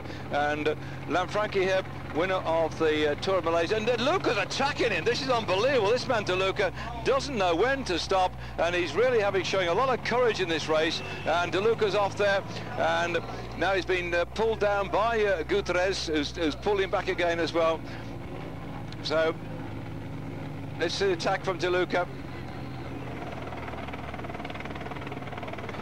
Well, the information that we had that De Luca is the overall leader. He's only leading on the road, I think, because Gutierrez is. I would have thought this morning that it was. We're waiting for him to come out of headphones, but Gutierrez this morning only started 14 seconds down on general classification. So I don't know how De Luca's popped up from what we're hearing as being a possible leader on the general classification. My money is still on Gutierrez from the Calme Costa Blanca team rather than De Luca at the moment. De Luca. We'll just try and see where he is on that. That's the pink jersey, which is under threat right now. I think they're waiting until they come over the top of this this climb to try and pull the thing back into one piece. But certainly De Luca this morning started out 31 seconds down. Gutierrez was 14 seconds down. So how the information coming out of headphones that Gutierrez is the leader, De Luca's the leader, I don't know. But certainly my money's on Gutierrez at the moment. De Luca this morning starting out there in what, 30, just quickly check where he was back. Yeah, 31 seconds De Luca, 14 seconds Gutierrez. And that's the climb they've got here. This long, lanky fellow just following on behind De Luca, then Gutierrez going well. Now see how calm they are. It just seems to me that this group from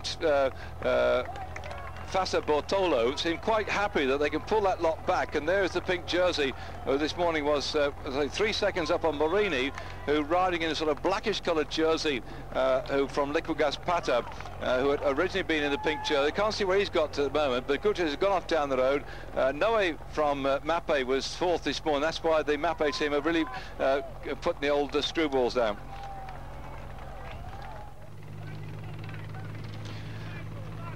Well, getting toward the top of this climb, which doesn't actually count on the King of the Mountains competition. They're just going up there, and they look like they've shelled out the lad from Vitola Siguras. So Gutierrez at the front, then Lanfranchi just in the blue shorts on the right side of the screen. De Luca there, and yes, that's right, they confirmed the Italians got the knickers in a twist, and they said De Luca was there, but I was right. Hey, can I take the day off, please? In fact, it's Gutierrez, who is now technically in the green shorts, in the lead. But I think some of the Mappe team, you saw Lanfranchi really biting the bullet. I think he'll just sit on the wheels. I don't think he's going to try and push this one forward at all, because he's got his teammate Noe up there in the top 10 as well. But De Luca looking for yet another victory. So Pala looks like he's coming back at the moment for the Vitola Siguras team. Let's see how they go. That's Lanfranchi in the blue shorts. Going back to the main pack here on your screen.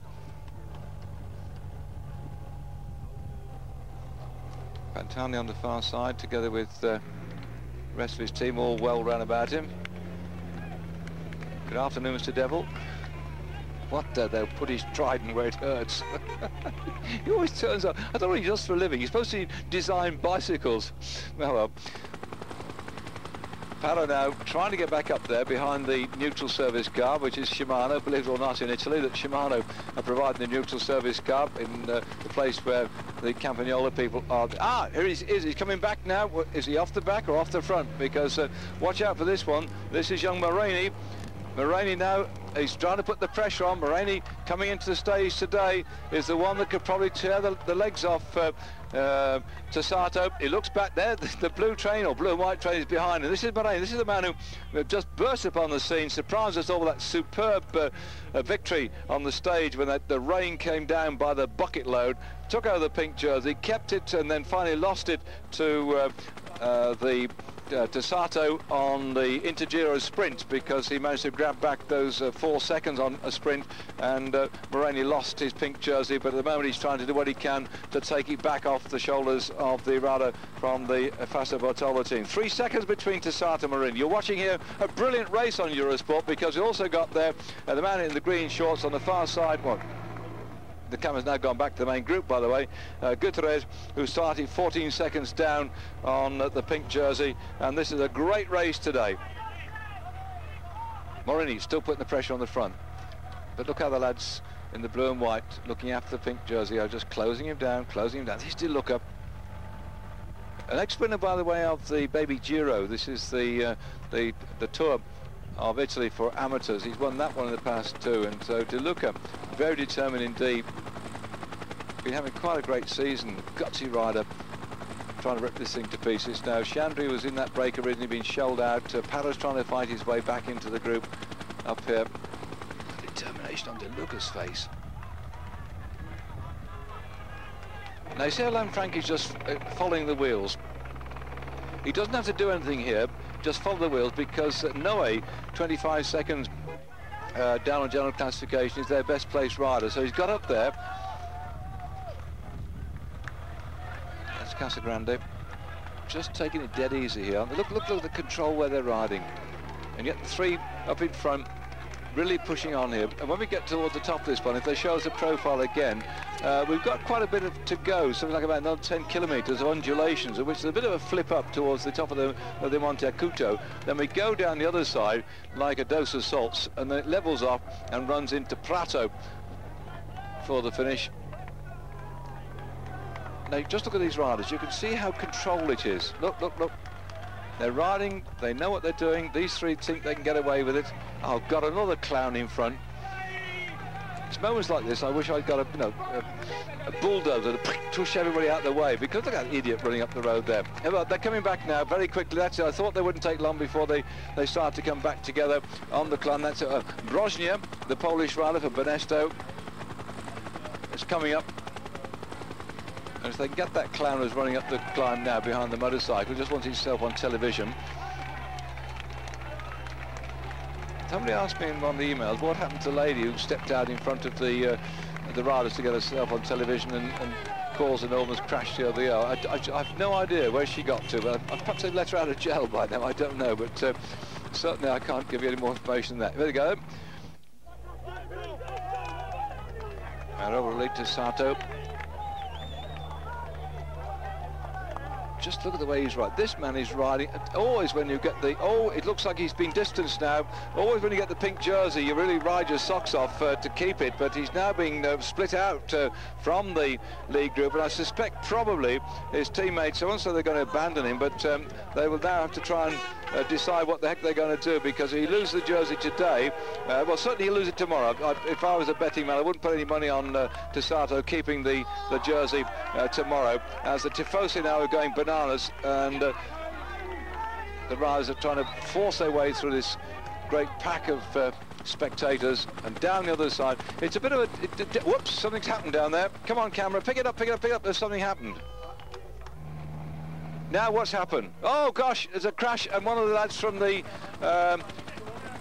I think it might be Jimenez that's come down, and there's another bad crash too as well. In fact, I think it's up. No, dear me, they're all over the place. There are bikes and bodies and people. on that corner. I told you sometimes the spectators get carried away, but it looks to me as if the riders probably went far too fast, and one of the riders probably, oh, so that might be somebody from the ambulance team. There's somebody in yellow down there, or was that a policeman or something? Maybe a motorcycle hit him. We'll have to wait and see, because they actually have 4 leaders are still around that without any trouble at all. But Jimenez has come off a box of tricks, and I think somehow, whilst we've still got there, Gutierrez together with De Luca, Para's come up to him, and the Lanfranchi, who's not doing a tap at all because Noe, his top place man, is trying to come up to him as well. We may be able to pick that up later on for you, but Gutierrez here in the blue shorts green shorts, beginning to put the pressure on. Lanfranchi, Gutierrez, De Luca and Para. There's a little flip up, by the way, and it goes up to the top of the Monte Acuto, and then it's all downhill toward the finish. More riders having trouble going round the turn there. This is a very nasty bend. They're coming down far too fast. They're flying all over the place. That was Cassani from the Polti. Here he goes on straight on. That was Cassani from Polti, and there the pink jersey just gets round the corner, nearly hits that motorcycle. Wow, the speed at which they come down. That's number 3, Cassani, just survived round the course then, just managed to make it. This is not, by the way, Cassani, who won stage here in 1991. Davide Cassani is the commentator for the RAI, the television station, the Italian television station. He won in 1991. In 96, it was Adolfo Massi that won. We've been here 6 times in the past. Bevelica won in 1946. The great Fausto Coppi won in 1947, and in 1967 Michel Dancelli won, and in 1989 Gianni Bugno. Then Cassani, not the chap who's on the bike up there in front, who nearly went into the crowd. He won in 91, the Marcy last year. But survived, that is coming back out. That's not Cassani. Cassani was a bit further down the road there. Right, they're back in one piece, I hope. This is a little bit of a short, sharp climb before we drop down the other side. And look at how the yellow jerseys of the Mercatonino Bianchi team are beginning to work on the front here in the interests of Mr. Pantani. This is our back end of the group at the moment, split, I think, a bit by the problems which they had on that sharp descent in the sharp right-hand corner. Now then, De Luca.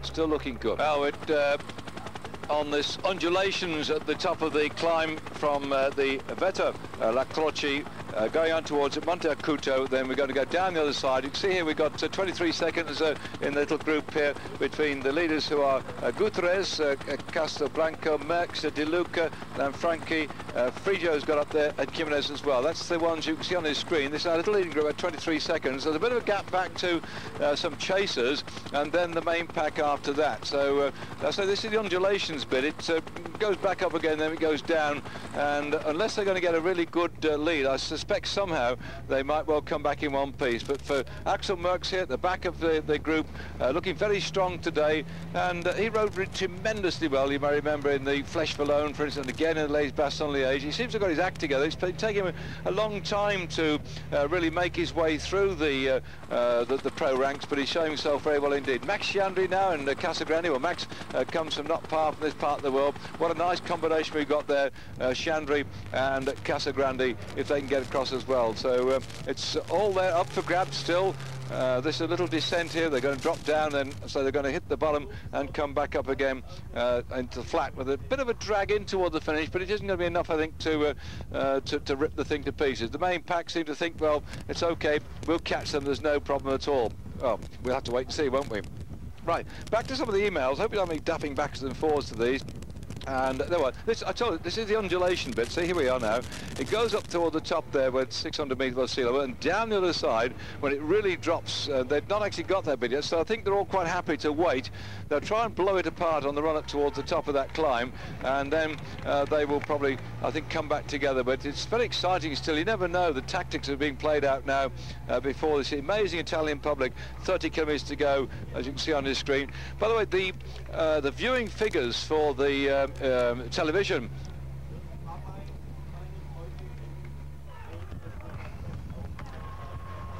So there we are. The gap is still between these two, Max Chiandri there and Casagrande, and So what amazing performance by Max Chandri trying to win the stage today. And it looks like we're running behind time, by the way. I'm just looking at my schedules, and you see there 24 seconds back, and we've got 30 kilometers to go. So it's going to be another, what, 40 minutes before we're going to be able to get off our program here. So I believe, unfortunately, that we'd like to overrun the Superbike, the World Championships. British Eurosport are going to be covering that one. I think those people who've got the Astra dish will still stay with us, and the people who are on British Eurosport will be doing the same thing. Remember, this, by the way, is the week for Italy, the Italian week, and we've been covering many things. And of course, the Superbike is way out in Italy as well. We've got the tennis, which we had before we came here, which overran slightly before the cycling came on, which unfortunately is running, I'd say, at least maybe half an hour, 40 minutes behind schedule. In fact, we should have finished by now, so we're a bit behind the schedule. I hope you bear with us, but as for all the Italian viewers, wherever you are across the world, and particularly back in Great Britain, I hope you're enjoying the coverage on British Eurosport, special British Eurosport Italian week. And those of you who are watching it on Eurosport International will bear with me while I talk about what's happening back at home. And certainly you can imagine that with the Superbike World Championships, many of the people will be wanting to tune into that one. But I now know it's going at 10:20 at British European time, so sorry, British time, so 10:20 back in the UK. You motorcyclists, please bear with us. And I have had some various comments about the overrunning on our emails, saying why don't you put things on the screen saying when cycling's coming on, when tennis coming on, and so on.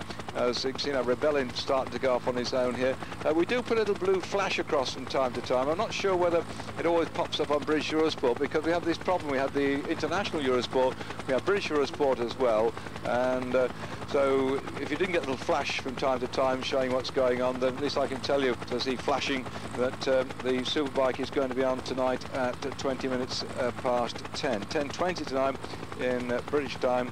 Will be the tonight. We also got as well, I think, part of that program, there's been the recording of the World Championships of the tennis WTA from Rome, and a bit of the Tour of Italy as well. So plenty of action, but I'm sorry, you motorcyclists, that you're now being pushed back a bit. But I hope you'll stay with us, by the way, if you've switched on and watching about these chaps on two wheels pedaling away here. I hope you'll stay with us, because if the cameras go down there, you'll see there's a lot of motorcyclists in this race. They're not actually taking part in the race. They're the officials, they're the photographers, they're the police as well. And you might, you motorcycle specialists, recognise the Ducatis, because they're very much used here, and they're part of the sponsorship of the Giro d'Italia. As Max Chandri there, just following on behind Casagrande. This is not Francesco, this is the brother Filippo Casagrande, the more chunky of the two. His brother actually lost a bit more weight, looking for the climbs yet to come. And the Pedalata Rosa people, it's all these chaps in pink, by the way. Today there's been the big Pedalata Rosa, where about 4,000 cyclists have ridden the last 40 kilometres of this route today, and so they're out in force. You'll probably see lots of pink jerseys of people coming out to watch the race go through. They're not all leading on the Giro d'Italia. They've been out riding their bikes on the special stage of this particular race today. That's on your screen De Luca with the yellow crash hat on him. That's big Axel Merckx in blue. This is Casagrande, Filippo, not the Francesco. That is Max Chandri, trying to get across as hard as he can do. And our little leading group up in the front still there at the moment. Gutierrez is there, Casablanca, Merckx, De Luca, Lanfranchi and Palo, but unfortunately out of it we think Jimenez came a box of tricks. So here we are. Reveling trying to go across. No, I think they'll come back together. So hard luck then for your motorcyclists. I'm sorry about that. The cameras may pick up and say the delightful Ducati is a gorgeous bike, isn't it? I've always been interested to get myself a decent motorbike, but the Italians supplying the motorbikes for this race, Ducati, are the official sponsors of the race. So I'm sorry, the rest of it is pedaling along here. May well come back together, and we're going to go to commercial break, by the way. If they do come back together, then we'll tell you all about it just after this short intermission. Well, they're near to the top of this final climb of the day, and the main field not too bothered at the moment. We've got a little breakaway group down the road with Casablanca, Merckx, De Luca, Para, Lanfranchi, Gutierrez there. Rebellion's trying to close the gap down to them. Sciandri and Casagrande are there. Sorry about the Italian Grand Prix. Monza is postponed till later on tonight, the Superbike World Championships. Apologies there. And I mentioned earlier on, we've got a few bikes about the place, including the Ducati, which now with 25 kilometres to go, the little group, this is the one I've been talking about. Gutierrez is technically the overall race leader on the road at the moment, because he started out this morning just some 14 seconds down on general classification behind Tessato, but I think some of them may come back too. So I'm sorry about here comes the chase group, the two riders going across the line there, and back here in the blue shorts and yellow, that's Max Sciandri. There with Casagrande, this is the brother, and you can see the climb the clock going back to the people behind us.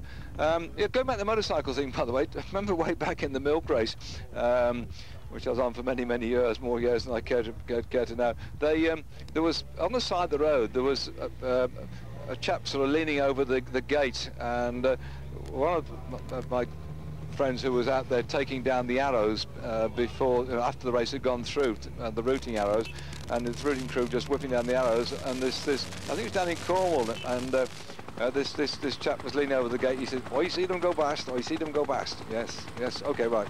He said, "They blokes on the bikes, they ain't got no chance against them motorcycles." And he thought the motorbikes were in the same race. So the chap taking down the arrows didn't enlighten him that they were officials. They weren't in the same race anyway. But anyway, that's by the by. Rebelling back in there. Like the same thing when the arrows, they were out early in the morning on the milk race, because they just stick the arrows up. I mean, over on the continent, they put the arrows up 2 days before, nobody tears them down. In Great Britain, if you put them up too early, people tear them down and don't like it. So the routing crews on all the major races, the big tours, go out in the morning, and they'd be out there sort of 4 or 5 o'clock in the morning, sticking up the arrows so the riders know which way to go. Although they have marshals along the way, the arrows there mainly in case there's a few riders split off from the main group, and also for the officials, or for us journalists travelling ahead. If you want to know the way, you follow the arrows, and so the arrows get stuck up a little in advance on the milk race, and it was about like 5:30, 6 o'clock in the morning, and they were sticking up the arrows, banging them up, and this lady came to the main gate. She saw them there with this car which says milk race all over it, and they stick up the arrows. They said, "Oh," she said, "this is early, 5:30, she said. "Could you bring me milk tomorrow? My milkman doesn't come till midday." This is true. They had to explain. Although they were working for the Milk Marketing Board, they weren't delivering milk. They were sticking hours for the race. Anyway, back then to the race. Here, Mercatonolo swarming round Pantani like a lot of yellow bees, and this is our lead group now. There's Gutierrez, technically race leader on the road at the moment, and they've now got coming in towards the last 25 kilometres at the moment, and so the main group have got to pull this lot back if they're going to stop this long lanky fellow in the green, white and blue from grabbing the victory. Another long lanky fellow at the back there, Mr. Merckx, helping himself to sustenance. So it's a day when the mountain climbers haven't had their day. Tomorrow is the day when we finish up a big mountain, where we're going to see the specialist climbers do something. So Max Sciandri determined, together with Casagrande, to pull back those groups, and if Max makes it, by the way, and comes out into the flatter part of the course, he could just about hang on. He tried the other day, 2 days ago, desperately to get a stage victory, and what a celebration. Oh, I can't have 2 hangovers in 2 days, can I? As they go to the top here, if Max gets up there, of all this little lot here, I think he's got a pretty good turn of speed, and he might be in with a shout for a stage victory. Gosh, that'll be something, won't it? So what did I have to celebrate my birthday? Well, apart from fizzy pop, which I made nameless because it wasn't of Italian origin, I started out with the in fact, my main course was swordfish, and I tried to look for the old mussels, which cause it, and I ended up with the pesca spada, a nice swordfish steak. And I don't know, back in Great Britain, whether we're much into swordfish, but it's a very nice indeed, and I enjoyed it enormously. So that was it. And I started out with the asparagus as well, the asparagi, and that went down rather nicely indeed. As they washed down with some fizzy pop. Right, back to the race now. The chaps here settling themselves in for the end of the stage, running into Prato, and It's if we get a chance to look at it, well, we'll probably go off air rather quickly, by the way. It's been mainly a centre of textile industry, which has been important in this part of the world for an awful long time now. And of course, have this very famous biscuito de plato. And if I can find the email here that I had sent in from one of our viewers, he was then also telling me what I should do to dip it into something a little more potent than my cup of tea. Hey, are they going to get back? 14 seconds to these two, 1 minute back to the Maglia Rosa. So in fact 1:14 it is. Technically still he's out of the frame, is the Rado start this morning in the pink, but he'll be out the pink to Sato if they can't. But that's 1:72. That's the Rado from the Psycho team, Savodelli, who finished last year in second spot in this race, looking good at the moment. They're not too bothered about this. I think they're just going to try and control the racing today, so that tomorrow they can all blow the thing apart. And by Monday morning, oh, no, tomorrow is Monday, yes, by Tuesday morning, I think we'll see a very different face on the race. Mercatanino taking up the chase now, as you can see him on your screen there. And if you're looking out for Pantani, he's 139. We just quickly picked him up there on your screen. I'm sure you spotted them. Garzelli 131. He's technically the overall captain of the Mercatanino team, but Pantani coming in late on. And again, I've had emails saying, was it a publicity stunt? And the answer is no. He's in here with a vengeance. And by the way, they keep him away from the press. He's not carrying out any interviews. He got on Italian television yesterday, but generally speaking, he's lying doggo, or whatever the Italian is for doggo. And this is Sciandri and Casagrande trying to close down on the lead group here, and I think they might well do it. 20 kilometres to go, and down they go. It flattens out. And we have, just as it flattens out at the back end, just over 7.6 kilometres. But at Catesi, just down the road, at 10 kilometres from the finish, that's getting fairly flat. And then the run in towards the finish is, there's nothing there to bother them, I don't think. So if they really put the pressure on now and come whacking up here, the trouble as far as Max Sciandri is concerned, and other riders looking for a stage victory. And here he comes, Max then. Wow, my goodness, I can imagine now that, in fact, it's interesting because for the first time, no, not first time, yes, it is first time live. Outdoor Life, I shouldn't mention another station, I suppose, but this is America, by the way. Outdoor Life are also covering the Tour of Italy. Now Max Sciandri's got in there together with Casagrande. Outdoor Life are covering it live. My good friends Phil Liggett and Paul Sherwin are doing the commentary with Ron Kiefel. It's going out live. Now Max Sciandri, his parents have got restaurants out in California. You imagine also that Sir Paul McCartney is in Australia as well, so they're probably picking up and seeing what you're seeing. So you imagine this is going to be tremendous out there. We're, by the way, partly owned by ESPN, the other big chain across America for sport, and ESPN used to take the Tour of Italy. In fact, I worked on Tour of Italy many years for ESPN before Eurosport took over the coverage of the race, which you're now seeing in Europe. But certainly I think right now with Sciandri in there, there's going to be simulations over in America.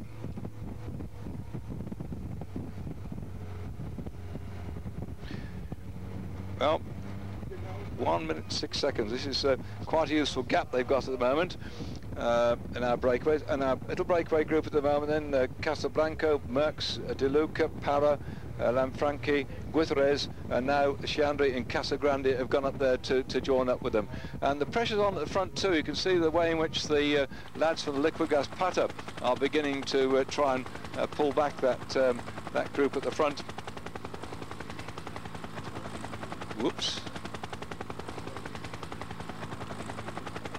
And I can't quite think and understand why the Mercatanino are going so hard at the front. Possibly they're trying to keep out of trouble on the run-in, but with tomorrow's mountain top finish, Pantani, I would have thought, would want a quiet day, but his team are really dry. Oh, he's been blown out. Guterres has just been blown off the back. That's Lanfranchi there. That's Para there, the long, lanky fellow up the front where the blue pants is Merckx. In fact, there are two of the... No, it's not Guterres. It's the other one from Kelme that's just found himself struggling. His mate is up the front going for the victory today. Bear in mind there are 12 seconds bonus for first place man, then back to 8 for second and 4 for third. I don't think if this lot coming together that Guterres could grab the the stage with something like Chandri in there, who's a tremendous sprinter when it comes down to this sort of finish. And so, but nevertheless, he certainly has ridden a great race today as Guterres, and I think that surprised a lot of people. Woof, there they go. I told you, it is really steep, this drop, and when we get down to the bottom, they'll level off and through Katese, 10.2 kilometres to go to finish, and you'll probably see the 10.10 when you see the 10k sign coming up. Hold your breath. Woof. When you see the 10k sign coming up, then you'll know they've actually got down to the bottom of it, or near the bottom. The really bottom is at Sesto Fiorentino with 55 kilometres to go, and then they're running towards the finish from there. Not too bad at all. So if this lot survive, then I suspect that Mr. Chandri could be in with a shout. Woof, on the brake. Steady, lads. Steady, steady, steady. Oh, that's it. One's gone. Who's gone over the top and down the valley? This is the problems then with this descent. It's been very fast indeed. Our camera's gone on down. We may be able to pick who it was that came off there, but a big bang. Guterres has also got off his bike. Guterres is looking to take the lead in the thing. He looks like he might be caught now. Guterres was delayed in that crash, and who was it that went over? Here we go now. Watch out, watch out. Guterres, and bang, and that is that's Guterres, but somebody, oh no, he's just hit a spectator, I think. So he's knocked the spectators out into the or is it Casablanca has gone down? There's somebody still down in the depths there, so there's somebody else has gone. De Luca's still there. Max Chandri's still there, and Casagrande's still there. And we think Merckx has gone down too. He's not there at the moment. That's Lanfranchi on the right-hand side. De Luca now trying to go. Let's watch again. Who goes out on the far side and who gets lost at the moment? Skids down, puts his foot down, goes out of control, stops for a moment, but somebody's... No, that's a later group. That's not this one. That's later on. We're getting two shots here, by the way, because it looks like Merckx is not here anymore. We've lost Guterres, we've lost Para, and we seem to have lost quite a lot of riders. In fact, Para's coming back now, slightly delayed. Wow, what a drama. We're down now to what, about 5 minutes. Merckx is back on his bike. Axel Merckx determined now after that little bit of a problem to get back and get stuck in. But we still lost, I think, one man is not with us that went probably over the top there. And it could be Casablanca probably who's gone out of sight, because certainly Guterres got delayed. And Merckx here, he also got delayed, but somebody went over the top and into the greenery. What a chase he's got. So, as I said to you earlier on, we don't get to the flattish part until about 10 k's to go, and once they get there, anybody coming off this climb will have difficulties in holding the speed on the run-in if this lot really gets stuck in. Whoa, what a day we got here. 7 k's. Yeah, we're in the flatter part now then.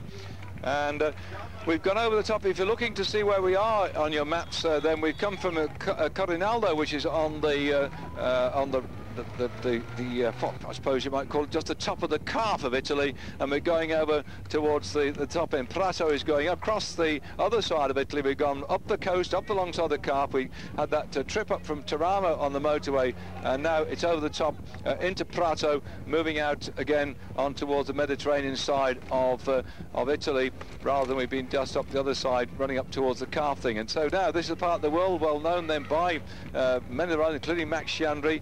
Can he get himself a stage victory here on this particular run-in?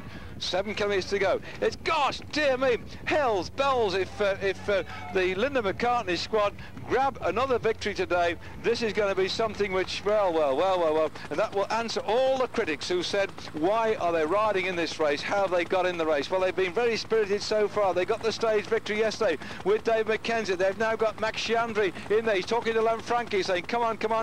Max is saying, no, I've just got up there. What do you expect me to do? So Lanfranchi and Chandri allowing a bit of a gap, and De Luca starts to roll off the front. De Luca beginning to open it up now, and Casagrande in there still. De Luca, very determined man indeed, beginning to wind this one up, and they've got to be careful. They can't allow the gap to open up like that. De Luca looks back, very determined indeed. Max, I don't know what you're doing there, talking to Lanfranchi, because Lanfranchi won't do any chasing, I'm sure about that, so you've got to pull it back. Lanfranchi knows that he's got Noe in 4th spot overall in general classification. He ain't going to do anything to help at all. As the Mercatone Uno team on the front front now. I think are just riding in to make sure they don't have any problems in the sprint finish, because they're not interested in the overall classification.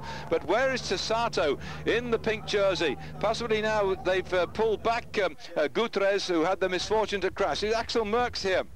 And Axel Merckx this morning started out 45 seconds down on general classification. We haven't got a time check at the moment back between this breakaway group and the main pack, but Axel Merckx then was 45 seconds down this morning. Max Chiandri, no threat overall on the general classification. In fact, looking down this little group you're seeing here on the screen, with Gutierrez now gone out of it, none of these riders can really threaten the pink jersey of the overall race leader, Tasato. But now, who's going to get the stage victory? Running in then to this beautiful town of Prato, well known, the Biscotti di Prato, a hard cookie-type biscuit which has got nice almonds inside, also spices, nutmeg and so on, served with a nice glass of Van Santo. Many Chianti Classico vineyards have produced many of that in the past. Now, who's going to celebrate tonight? Will it be Lanfranchi De Luca? Will it be Max Chiandri? Will it be Casagrande, or will it be anybody else if this comes thundering up to him, because Merckx is on his way through, still then getting toward the back end of this stage of the Tour of Italy, and it's all up for grabs still at the moment. And there they come. That's good work then by the two lads from Kelme, but the main thing is here, not just to win the stage, as far as they're concerned, it's also to get Gutierrez into the pink jersey before we go into the mountain tomorrow, the big climb tomorrow, which lies ahead of these riders, which everybody's been holding their breath for, and particularly the whole of Italy, waiting to see if Pantani tomorrow can really show that he's got the form. We finish tomorrow in Abetone. We may pop off air very quickly at the end of this because we're overrunning, and I'm sorry that we've overrun the motorcycling. For those who are waiting to it, it'll be on British Eurosport at 10:20 tonight, will be the motorcycling. And so to my colleagues who've been covering that out in Italy, sorry about this, but this is what happens in sport. Sometimes we overrun, sometimes we get overrun as well. So now Max Chiandri there, going through on his Principia bike, the the Danish manufacturer of bicycles that is not well known back in Great Britain amongst many of you, but I did get an email from one of our viewers who actually says he's got one. He also is a vegetarian. And do you know, by the way, if you, as we now go 10 Ks to go for the leaders, now that's interesting. They shot, I thought, 7 Ks to go at one point on the screen. I didn't believe it, and that's what I know now. It is 10 Ks to go. When they put up the 7K thing, I don't know how it appeared, but anyway, this is our chase group coming back to try and get up there. That's Gutierrez together with his teammate trying to pull back, having had that bit of a crash just down the road, and it looks like they might well be able to make it there. Axel Merckx is also going to come back into it as well, and so we've got 10 kilometres to go. It's 6 miles, and just waiting for the time check. They'll get it on the 10 kilometre to go point. We should be seeing the gaps on your screen, and then we shall know exactly how it is. This is the second group here, including the pink jersey, as what's left of that breakaway group then reforming at the front.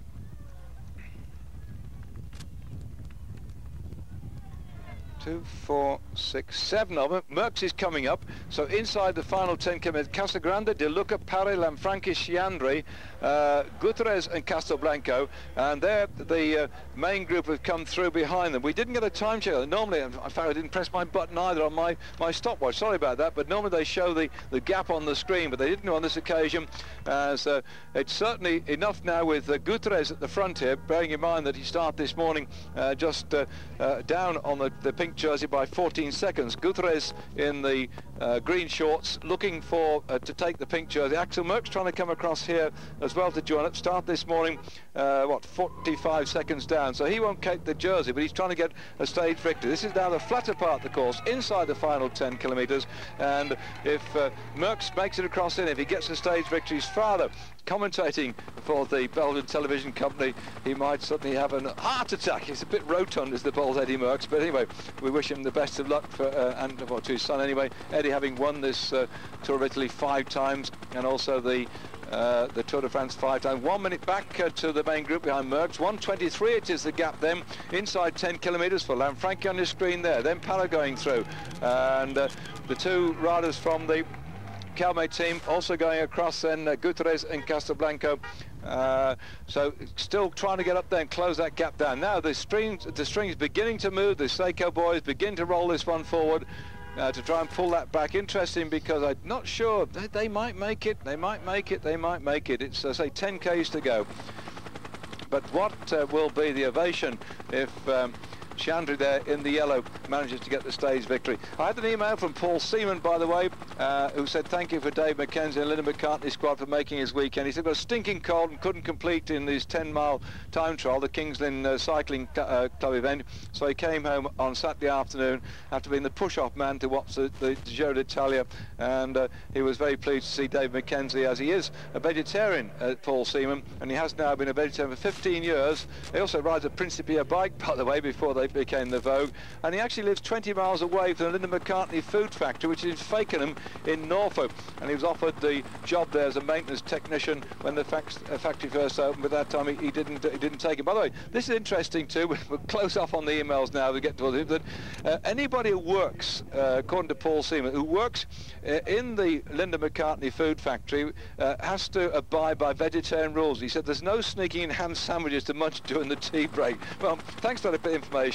I know a lot of people are fascinated by this vegetarianism of the Linda McCartney team, and that, of course, she was a vegetarian, died of cancer about 18 months ago now, unfortunately, but she was attracted by cycling and the thought of how many cyclists are either near vegetarians or total vegetarians, and it's actually owned by Heinz now, the company, so it isn't Paul McCartney sticking a few bob in the bank out of his back pocket.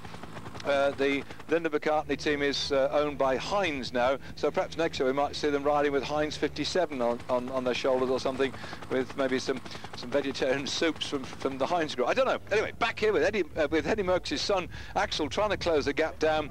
We're into the final 6 kilometres coming up on this stage of the Tour of Italy, stage 8 from Corinaldo to Prato, 257 kilometres in all, the longest stage of the race, 160 miles. Prato, not only famous for its biscuits, but also this is where they shot round about here, by the way, the film of The English Patient. I don't know if you saw it, cracking film, and that took place in this part. Guterres now starting to go off the front. This man is irrepressible. He could well be in pink at the end of it all. I don't quite know why he's nipping off the front like this, because in reality he could just sit in that group, take his time and let the rest do it, but he's full of determination. He's racked off down the road now. Let's see what's going to happen with Guterres. Can he hang on in there? Axel Merckx is coming up, looking good too, closing that gap. The power of this fellow, he's getting so keen to get the victory now. But when he gets there, he'll have to get his breath back. Surely I can't see Merckx going straight through and out the other side. There he is. The power he's putting in here. And when he gets there, the big advantage for Axel Merckx is that he's got Lanfranchi up there in front of him, winner of the Tour Langkawi, and Lanfranchi is a very intelligent rider too, and that's why I think he was objecting to Chandri further back, that he wouldn't do anything to work. Lanfranchi's at the back of this little gap. Look at the way Merckx is coming, trying to get in the back of there's a Ducati. I told you, motorcyclists, I'm sorry we haven't got your event on television now, but this is I told you, loads of motorbikes in this bike race. Oh, Mr. Ducati is the official sponsor of it, and here he comes out. There goes another nice red Ducati, and here in the background with no motor in his bottom bracket is Axel Merckx himself, and De Luca starts to go for them. De Luca's got determination on his face. Lanfranchi just behind him for the Mappe team will just wait, and then when he knows that Merckx is up, in fact I wouldn't be surprised at some point if he doesn't look back over his shoulders, see Merckx coming up and just ease a little bit back to take him up there. Axel Merckx now 8 seconds back for that leading group, then 46 seconds back to the group Maglia Rosa. In fact, so technically at the moment, without taking into account the bonuses at the end of 12 seconds, 8 seconds and 4 seconds, that Guterres now is the pink jersey leader on the road, and Axel Merckx is going to move up into second place. It keeps this going with 5 kilometres to go. Depends though who gets the victory, who gets the time bonuses. With 5 kilometres to go then. Casagrande, De Luca, Parra, Lanfranchi, Chandri, and Guterres, Casablanco, and Merckx now going into finish.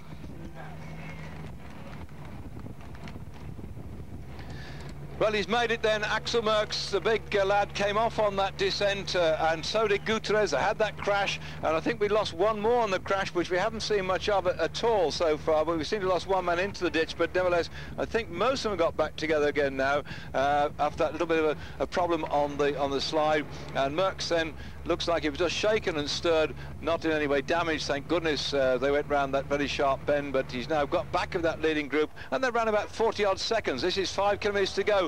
Well, it's possible that unless this lot keep going. The trouble is there are too many people here.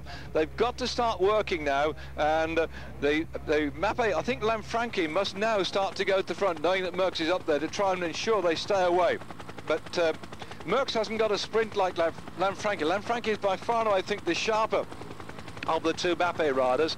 In fact, none of these chaps. Oh, yeah, De Luca and Sciandri, they, for my money, are the sharpest sprinters. This big, tall, gangling chap, Gutierrez, has all got a fairly quick turn of speed, but I would think when it comes down to it, I would suggest to you now that probably with about 2 kilometres to go, 1.5, 2 kilometres to go, I wouldn't be surprised to see Sciandri start to go for the long one. That's Max's tactics. If he stays in there to the end, we saw him in the Olympics. He froze there when he could have been in with a shout for a medal. He froze out. I remember watching Max in the Leeds Classic a few years ago when he froze there and Ferragata went, and Max sometimes gets overawed by the occasion. For goodness sake now, Max, follow a good will, follow De Luca. If I was anybody in this race up the leading group, I'd be sat on De Luca's wheel, because he, I think, is the man we've got to watch out for, and he could be well in there. And of course Merckx is doing the right thing, having come back to that group after the crash by sitting on the back of the pack. 45 seconds to go,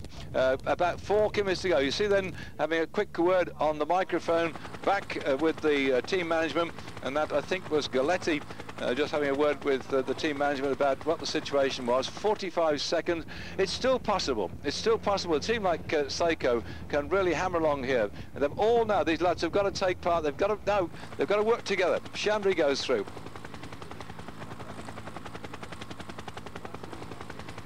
They've all got to work. If any one of this lot just sits out and doesn't do a tap, then they're going to be in all sorts of trouble. Castelblanco, now Lanfranchi so far has not done much. Now then,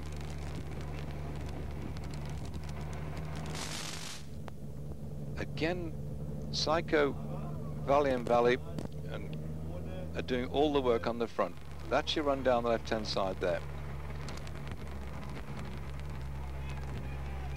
Merckx at the back doing the right thing, staying in the wheels, taking a bit of a draft, because having worked his way back after that crash on the descent. Young Para here, Ivan Romero Parapinto for the Vitaly Seguros team, 43 seconds. Now Lanfranchi's starting to come through. Lanfranchi to me is a danger man, by the way. He had the right not to do any work, because A, when Merckx crashed, but B, they've got Noe in the top 4 spot. So Lanfranchi is a very cagey bloke, and I think somehow he could be a bit quick off the mark and might catch a few people napping. Sciandri just sitting on the wheel of Casagrande, that's the brother, Filippo Casagrande. The Spanish riders here, the big, long, lanky fellow, just right back in the 3rd spot, 2 kilometres to go, is technically the overall race leader, takes the pink jersey. Who's going to take the stage success? 12 seconds bonus won't make much difference to De Luca nor to Max Sciandri. They start to wind it up now, and again Gutierrez comes through. He's working very hard. He has got a lot to gain from this. In fact, De Luca coming to this stage was 31 seconds down over on general classification. Gutierrez was 14 seconds down on general classification, and so those are the lads going to benefit most of all from this one. And then suddenly off goes Axel Merckx. Merckx now starts to go. Merckx begins to wind this one up, and Axel Merckx looking for a stage victory today. Well, he's 45 seconds down general classification. He came back after that crash there, coming in towards 1 kilometre to go. Axel Merckx now is gone. Now surely 1k to go. This is where Sciandri Shiandri has to go, and De Luca have to pull him back. He's showing enormous power here. Axel Merckx has just opened up the gap, and the rest are looking at each other and saying, no, after you, after you. Well, as he got on the left, he got back here into that lead group after his crash there, Axel Merckx, and now he's gone away, and the crowd applauding him because they know the famous name of the famous father riding for the Mappe team, the very strong Italian squad, and Merckx has launched himself into Spain.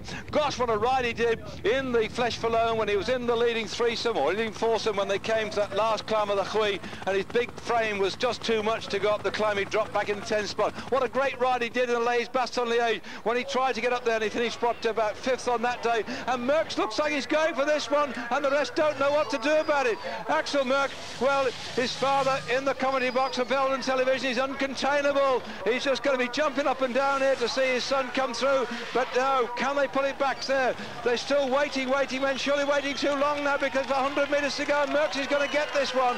There's no doubt about this. It's going to be a fine victory for the Axel Merckx. He's going to get this one for sure. There's no doubt about it. He's got it, he's got it, he's got it. What a great joy for the Merckx family as he coasts across the line in first spot on the stage here into Prato. The sprint for second spot goes to Shiandri, who for some reason did not move when Merckx went, and if Axel had only gone a bit early, we might have found Linda McCartney with another stage victory, but a second ain't bad. And look at that, Lanfranchi goes up to congratulate him, but still I think the count back on time is going to be important, because Gutierrez might well have taken the pink jersey. I'll have to wait for confirmation on that one as the rest of the field starts to wind it up then. And here they come now, over 30 seconds, and surely now Merckx got himself 12 seconds bonus. Has he gone up into the lead, as I asked myself? No, in fact he was 44 seconds down this morning. In fact, Axel's going to go a long way up on general classification as they come through here back to the pink jersey. The gap on the line is 48 seconds. Right, so Axel Merckx this morning was 44 seconds. He's now 4 seconds ahead of the pink jersey.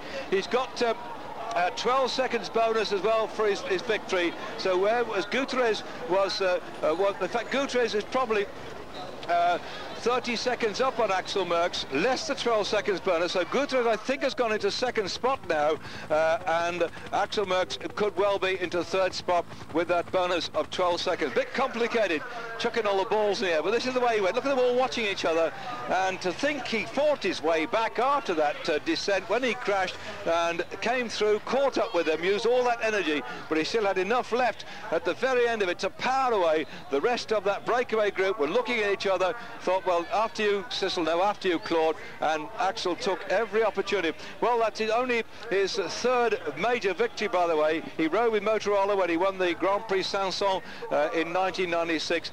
When he was riding with Polti, then he won a stage in the Tour of Bavaria, which is going on now, when he got that one. This is his third victory now. This is the best ever, and my goodness, the first bloke to interview. There's his father. There's Eddie Merckx. Hey, what a day for the family. What a sight on television.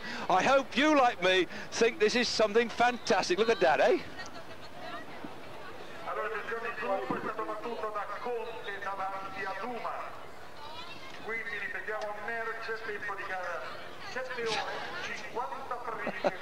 Gosh, the smiles on the face of the father, that's tremendous. Coming here as a commentator for the Belgian televisions, and they're well, I think Linda McCartney team, he's got second as Max Shiandri, but that's he's always still looking for his victory. But what a spirited ride from Axel Merckx to get the victory. And again, another spirited day from the Linda McCartney squad.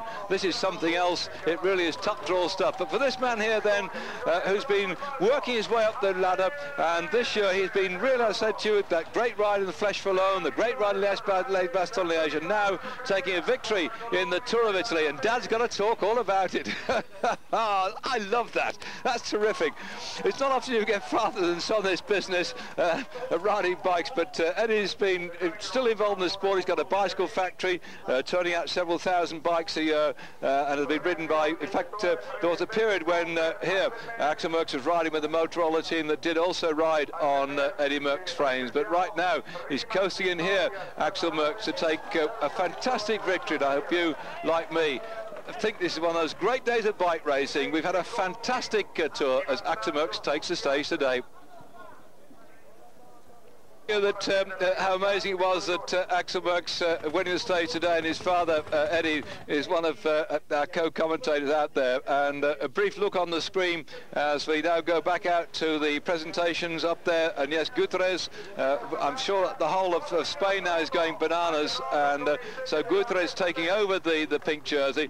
There's not a lot in it still, by the way, because tomorrow we've got a phenomenal day's racing, and I think that Guterres, a long, tall, lanky lad, has shown tremendous guts and determination. I said earlier on in our programmes that this Giro d'Italia has been fantastic. Every day something different has happened. It's been a great race, and I'm very pleased to see that after all these years that the Kelme Costa Blanca Eurosport team who've been involved in the sport for so many years have actually got the pink jersey now on the shoulders of Guterres, who really rode a tremendous, well-spirited and good race today. And now we're looking back here at Eddie Merckx leaping up in the sky. What he's waving for. Oh, this is the Eddie Merckx, and in fact they're waving the crowd looking back. That's the co-commentary going on as the we are this finish in Prato has been absolutely phenomenal then, and that's been an absolute tremendous day too. So this city Prato has been dominated twice now and crashed out in 1470 and 1512 when it's been very much the scene of battlegrounds in the past, but today